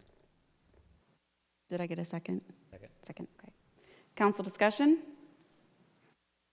All right, roll call, please. Councilmember Spaeth? Yes. Vice Mayor Chance? Yes. Councilmember Bennett? Yes. Councilmember Gibson? Yes. Mayor Nelson? Yes. All right, ordinance 2025-36. I need a motion to read by title only. So moved. All in favor?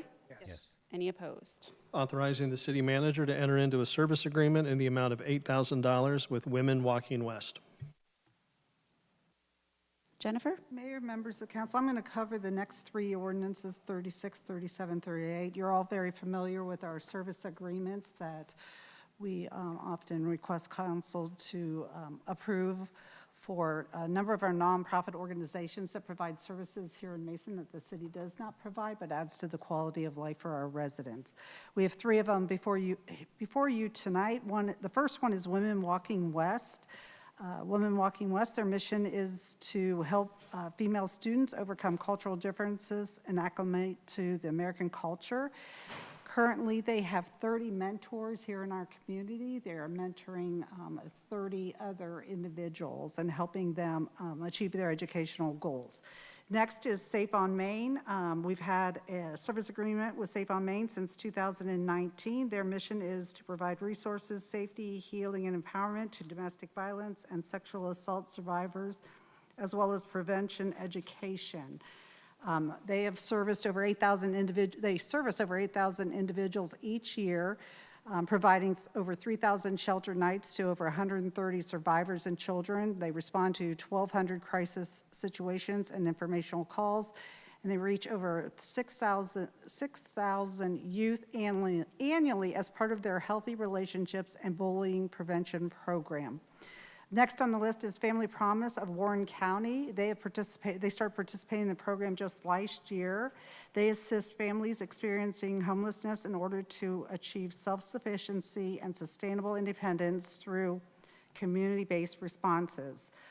For the last 27 years, they have serviced over 3,100 individuals, over 1,800 children, and over 1,000 children under the age of 6.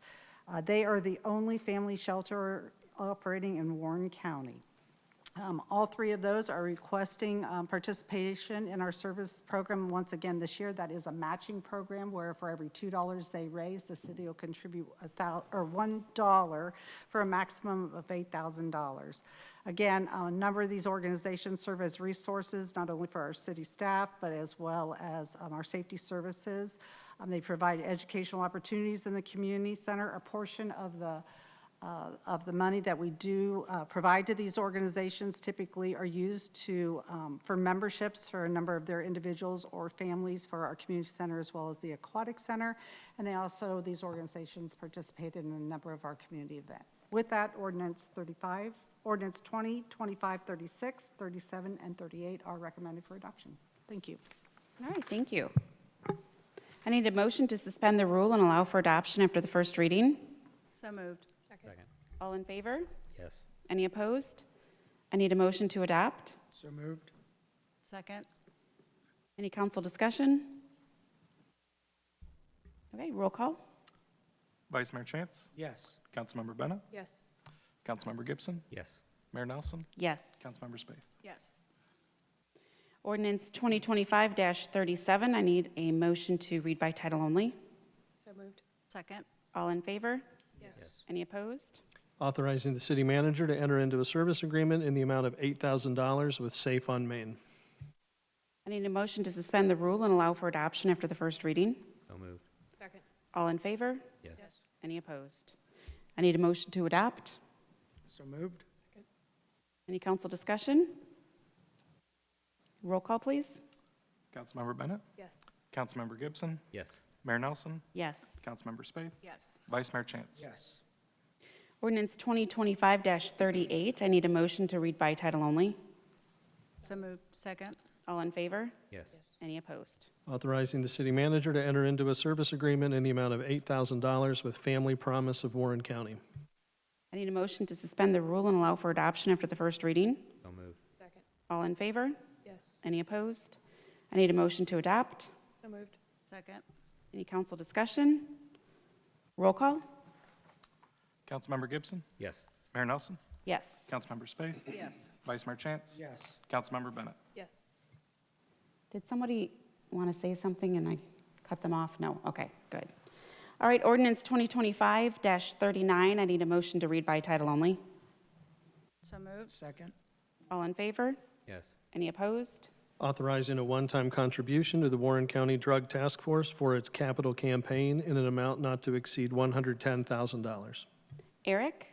Thank you, Mayor. As council is aware, the city has been a participant with the Warren County Drug Task Force for many years.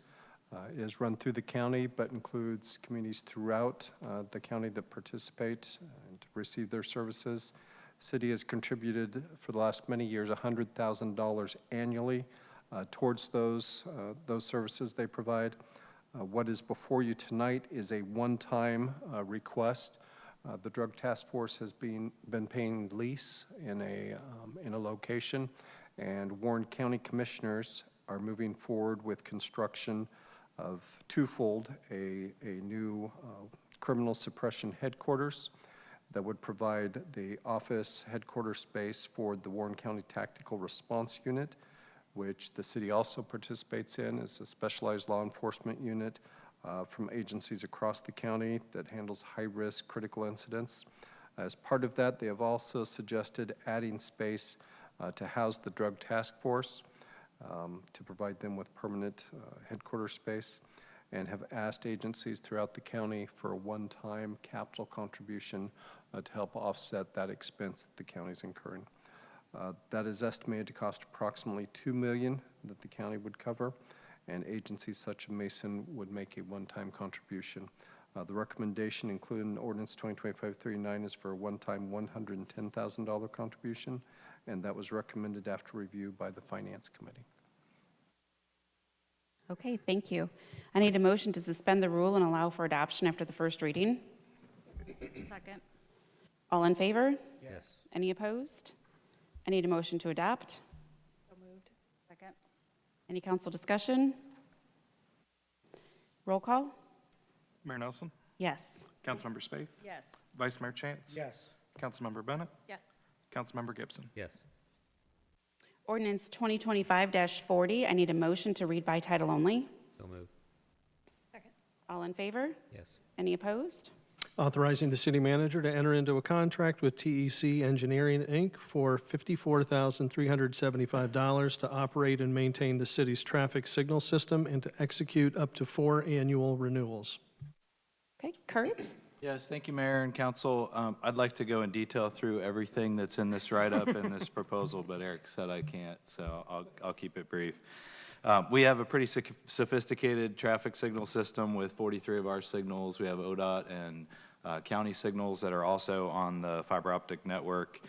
And TEC staff has helped us, which I can't believe it's been almost 19 years that we've been more proactive about our traffic signal system.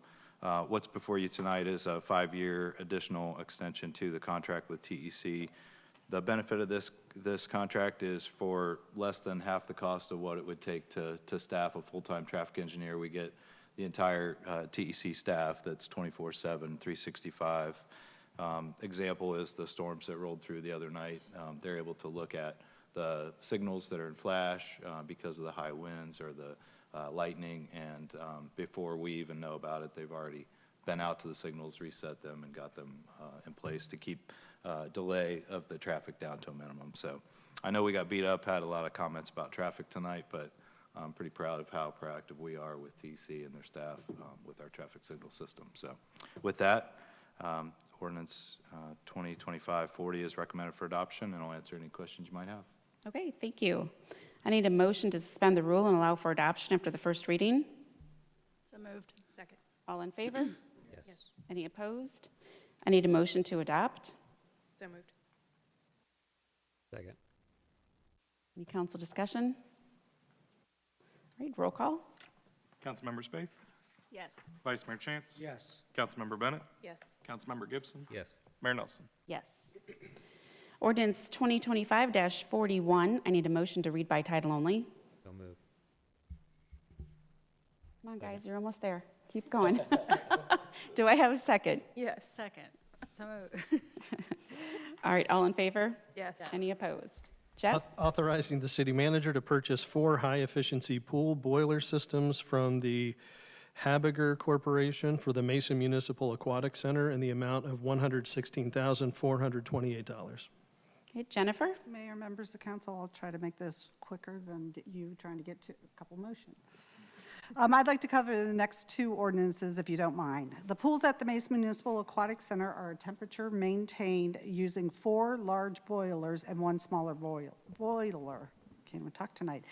In 2023, it was determined that one of the original pool boilers had failed due to corrosion on a heat exchanger. It is suspected that the mixing valve was stuck open, which caused water to continuously flow through the exchanger, causing corrosion. Normally, you would find this as part of routine maintenance. However, the mixing valve sticking is generally not detected until the heat exchanger fails. Back in 2024, City Council did approve legislation that authorized the purchase of 1 high-efficiency indirect heat exchanger boiler to replace the failed boiler. Staff, Sean Holland, Steve Cadell, as well as Robert Holt, have been monitoring the system and looking at it more closely, and have determined there is a highly likelihood of a sudden failure of the existing boilers. It's in a highly corrosive environment, and the boilers are galvanized and not stainless steel. The current boilers are plumbed to only function for each individual pool. So that means if a boiler goes down, a specific pool goes down, and we have no redundancy or no way of getting that pool back up until repairs are made. Unfortunately, we're nearing the summer outdoor pool season. The project includes the installation of 4 additional high-efficiency indirect heat exchangers. This will result in a longer lifespan, easier maintenance, and cost savings, as well as natural gas usage. In addition, the high-efficiency boiler purchased last year can be interconnected with the proposed new boilers through reconfiguration of the piping. The result is a 5-boiler system that will heat the leisure pool, competition pool, and outdoor splash pad as one system, and also providing redundancy in the event there is a maintenance issue with any of the other boilers. It also allows for the staging of boilers through an overall demand system, resulting in a more efficient system in total.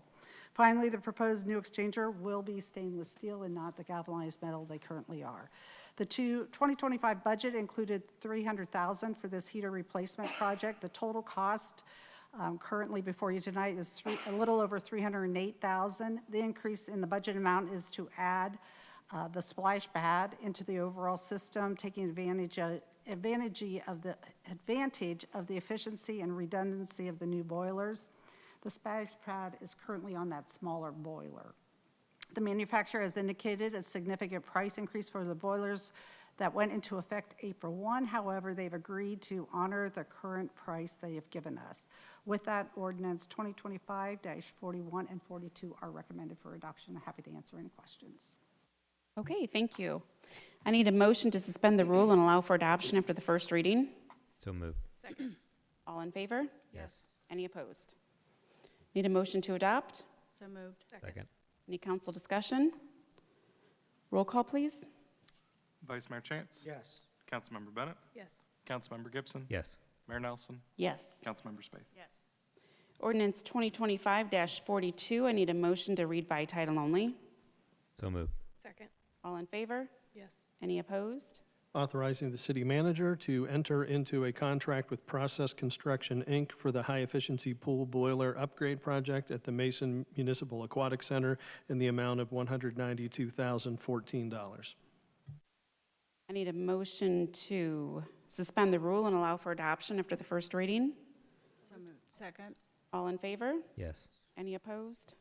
I need a motion to adopt. So moved. Second. Any council discussion? Roll call? Councilmember Bennett? Yes. Councilmember Gibson? Yes.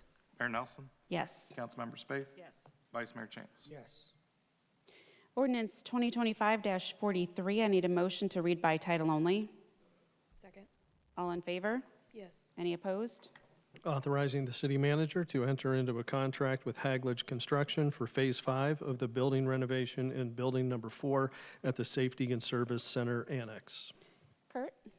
Yes, thank you, Mayor and Council. We've repurposed the old water reclamation plant site for the Safety Service Center Annex, and it's turned into a pretty nice area for us to do training for the fire and police department, as well as we have some storage of materials out there for the service department and a place to dump the what we get out of the street sweeper. And this is a final phase of what we call Building 4 out there.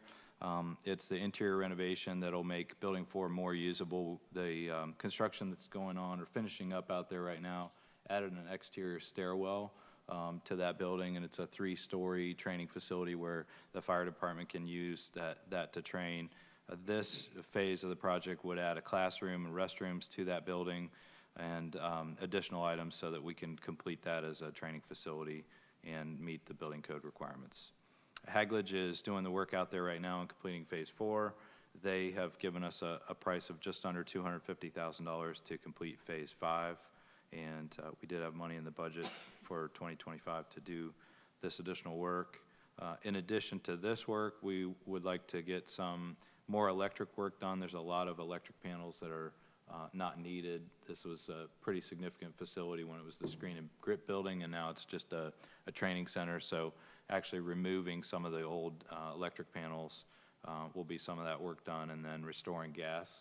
Gas service was cut off to that building. We need to restore gas to be able to heat that building. That's some of the other work that we expect to occur in addition to this work. So with that, ordinance 2025-43 is recommended for adoption, and I'll answer any questions you might have. Thanks. Okay, thank you. I need a motion to suspend the rule and allow for adoption after the first reading. So moved. All in favor? Yes. Any opposed? I need a motion to adopt. So moved. Second. Council discussion? Roll call? Councilmember Gibson? Yes. Mayor Nelson? Yes. Councilmember Spaeth? Yes. Vice Mayor Chance? Yes. Councilmember Bennett? Yes. Right, ordinance 2025-44. I need a motion to read by title only. So moved. Second. All in favor? Yes. Any opposed? Authorizing the city manager to enter into a purchase and sale agreement with Nyer Holdings 1 LLC, 6827 Cintas Boulevard. Eric? Thank you, Mayor. This is a fairly simple piece of legislation that accomplishes a couple of things. The city is able to work with Cintas in acquiring a piece of somewhat isolated property, but is adjacent to the future economic development use of the Stevenson property that the city owns. It also, in partnership with Cintas, by acquiring this, we're able to help them with working on eliminating some access easements that encumber their property. So this works to share that cost between both of us, allow the city to control the future development in conjunction, as well as the land use planning on the city's parcel, as well as help Cintas with their business operations. Ordinance 2025-44 accomplishes the purchase of that property and is recommended for adoption. Okay, thank you. I need a motion to suspend the rule and allow for adoption after the first reading. So moved. All in favor? Any Yes. opposed? I need a motion to adopt. Second. Any council discussion? Roll call? Mayor Nelson? Yes. Councilmember Spaeth? Yes. Vice Mayor Chance? Yes. Councilmember Bennett? Yes. Councilmember Gibson? Yes.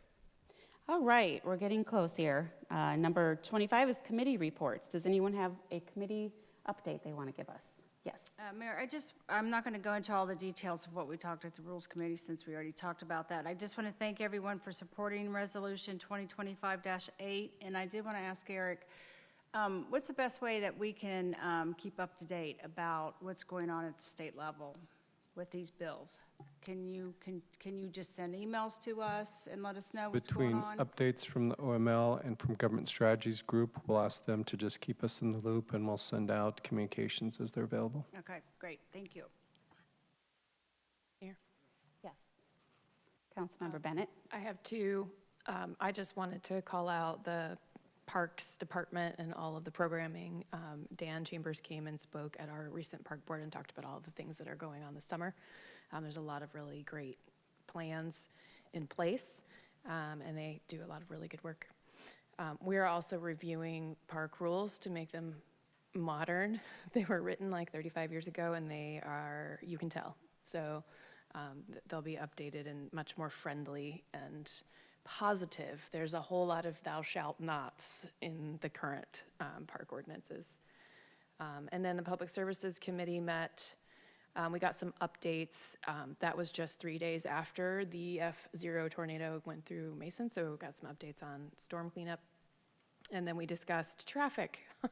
That was a big theme of the night tonight, and some different options that we might be able to do to address that. We are hoping to have some legislation just to get some design work done. We'll have that. The hope is we will have that legislation in June. And then I think that's it.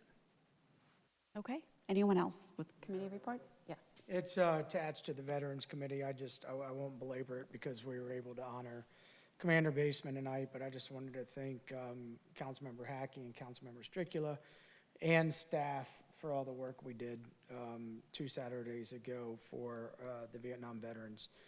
As I mentioned earlier, that was the best work I think we have done here at the city in regards to honoring our veterans.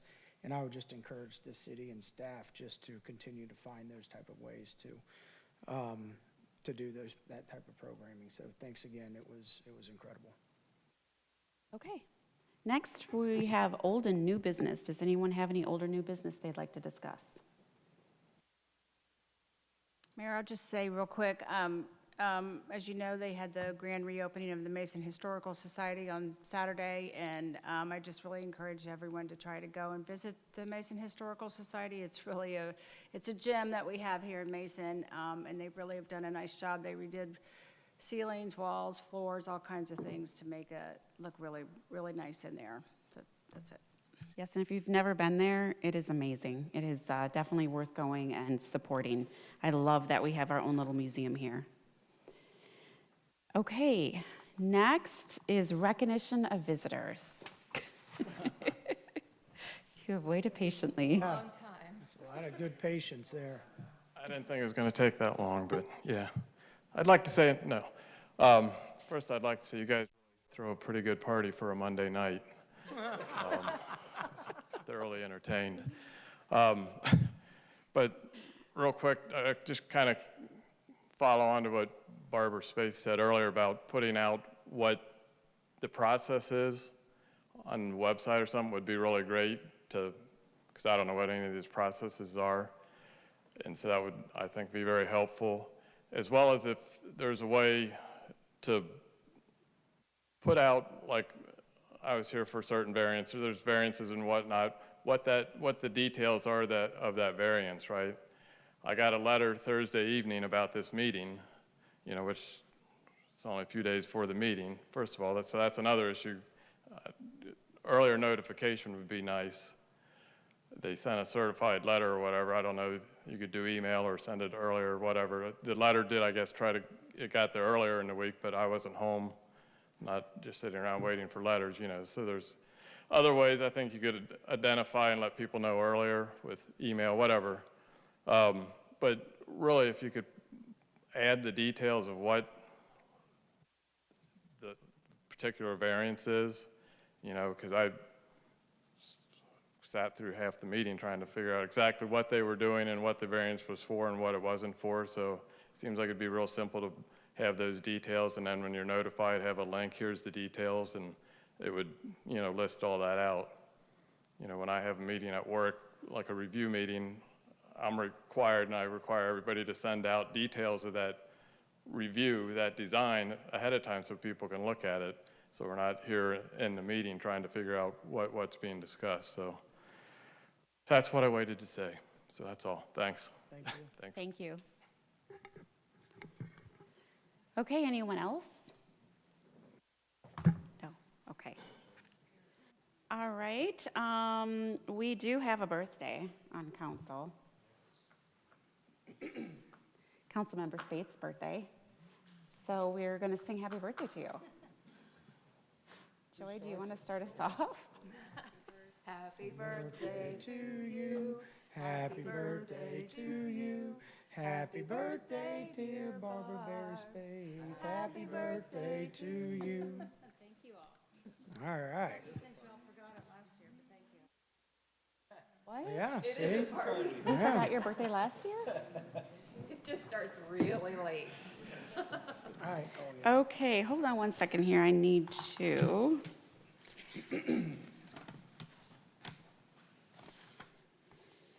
All right, I need a motion to adjourn into executive session for the purpose of discussing acquisition, disposition of property. So moved. Second. Roll call? Councilmember Spaeth? Yes. Vice Mayor Chance? Yes. Councilmember Bennett? Yes. Councilmember Gibson? Yes. Mayor Nelson? Yes.